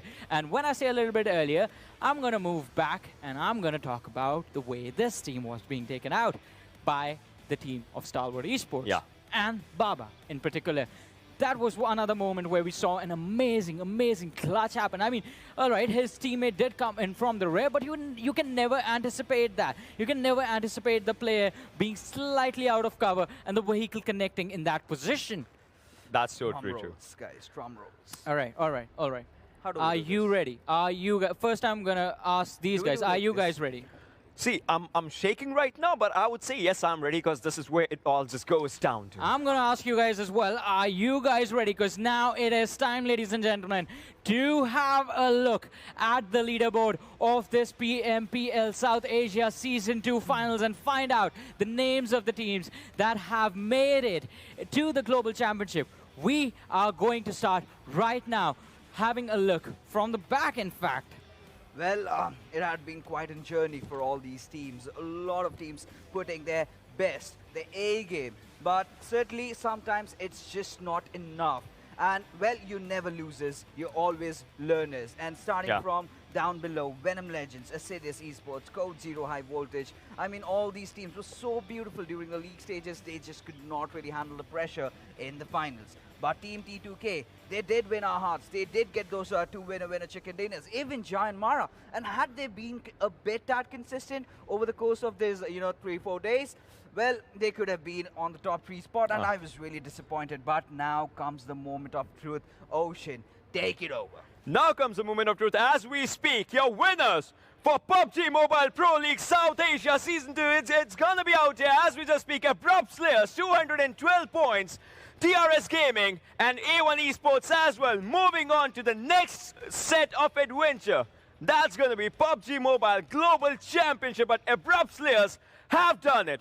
3 chicken dinners in the first day and the 4th one just coming in. All right, so we do have the players of Abrupt Slayers with us, ladies and gentlemen. How are you guys doing? I mean, it has been an incredible journey for all of you. And congratulations on being the champions of PMPL South Asia Season 2. Jari, I'm going to start with you. Thank you, guys. Thank you. Yeah. How do you feel right now? You came and joined us earlier. You were super calm at that time. How are you doing? I'm doing good. We are proud, actually. Really proud. I'm having goosebumps already. Their silence is speaking a million words together. You have got your fans supporting, the chat spamming Abrupt Slayers, and now it's your time. You gave them back. You gave it back to the country you are going to represent in the Global Championships. Anything that you want to say to your fans? Thank you for the support, everyone. We give our best. Yeah. Well, you guys actually gave you guys actually gave out your best, but then the next stage from this one, PMGC, fighting the likes of BTR, Power 88, Footballers, and 4 AM, Nova XQF. What's your, like? Obviously, you guys will be celebrating today, but tomorrow is the time of planning. What's going on in your mind? Yeah, we are like, we haven't thought like we could reach there. Like, I'm really nervous right now. Okay. $40,000, Witcher. What are you gonna do? What are you gonna do with that money, man? Real question. Yeah. I'm your best friend now. What are you gonna do with that money? I have no idea. Seriously, I have no idea. Man, let your emotions out. I mean, I know it's a pretty big thing right now. You know, you gotta let it all out. You gotta let it all out. You fought for this. PMPL, we were talking about this one. It, bro. It was I worth have to ask all four of you to do one thing for me. There are a lot of fans from your country watching you right now at this very moment who feel really proud of you. I want you to give them a message in your own language. it. Yeah. One by one, all of you. Leon. You are stars already. Come on. Don't be shy, guys. Come on.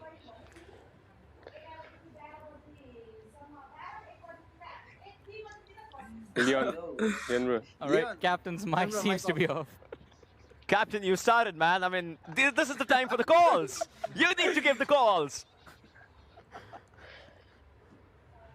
All right, in the meanwhile, Captain fixes his tech issue. What about one of you Heaven? guys, Yeah. one of you guys. I wanna Heaven, hear you from look like guys. me. You're like my brother. Yeah.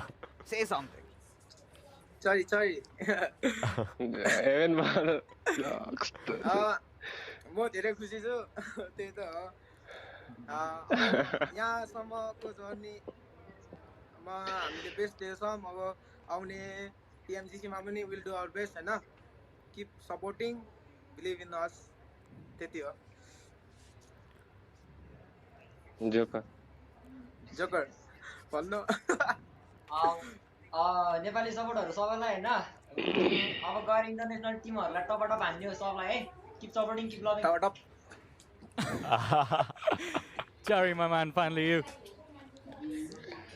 Okay, so thank you everyone for so much of support and like the motivation you guys provide is really great.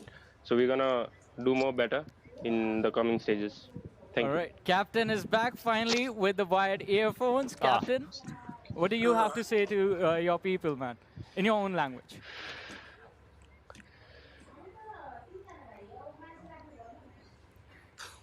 Well, I think, Alright. you know, there's a slight hiccup. But guys, one last question.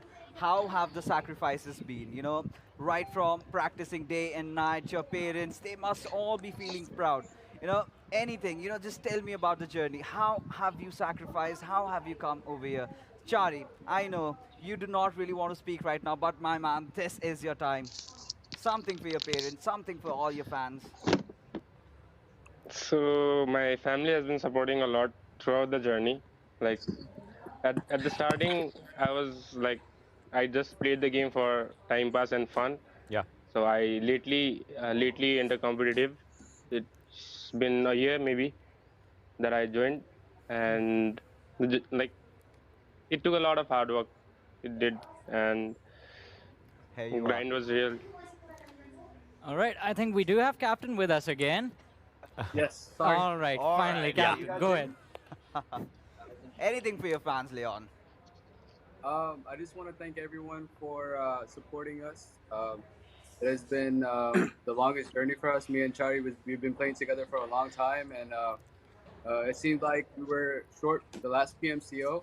We came in very close. We came 5th place, and it felt like we had missed our only opportunity. And to be able to get another chance to play this amazing tournament and perform and win the tournament is I couldn't be happier with our performance. You know, so this is a great moment for us. Exactly, it is a big moment. So we're gonna let you guys go, be with each other, enjoy this moment, and be proud. Call yourselves champions, hold your heads high. Congratulations once again, ladies and gentlemen, Abrupt Slayers, the champions of PMPL South Asia Season 2. And it was a long journey for them. It was a long journey for us as well. And finally, we have the champions, and along with that, 2 more names that will be moving forward from here to the stage of the Global Championship. I mean, it all built up to this one. PMCOs happened, Yes. right? We are talking about the next thing. PMPL scrims happened, then PMPL happened. A big format just came in, a festival. And now, with the ending, it all just comes down to this, that, see, everything's not over. Yeah. It's down to new beginnings. Exactly. Of course. You know, ladies and gentlemen, this time it has been, if we get onto the regions, right, we have to represent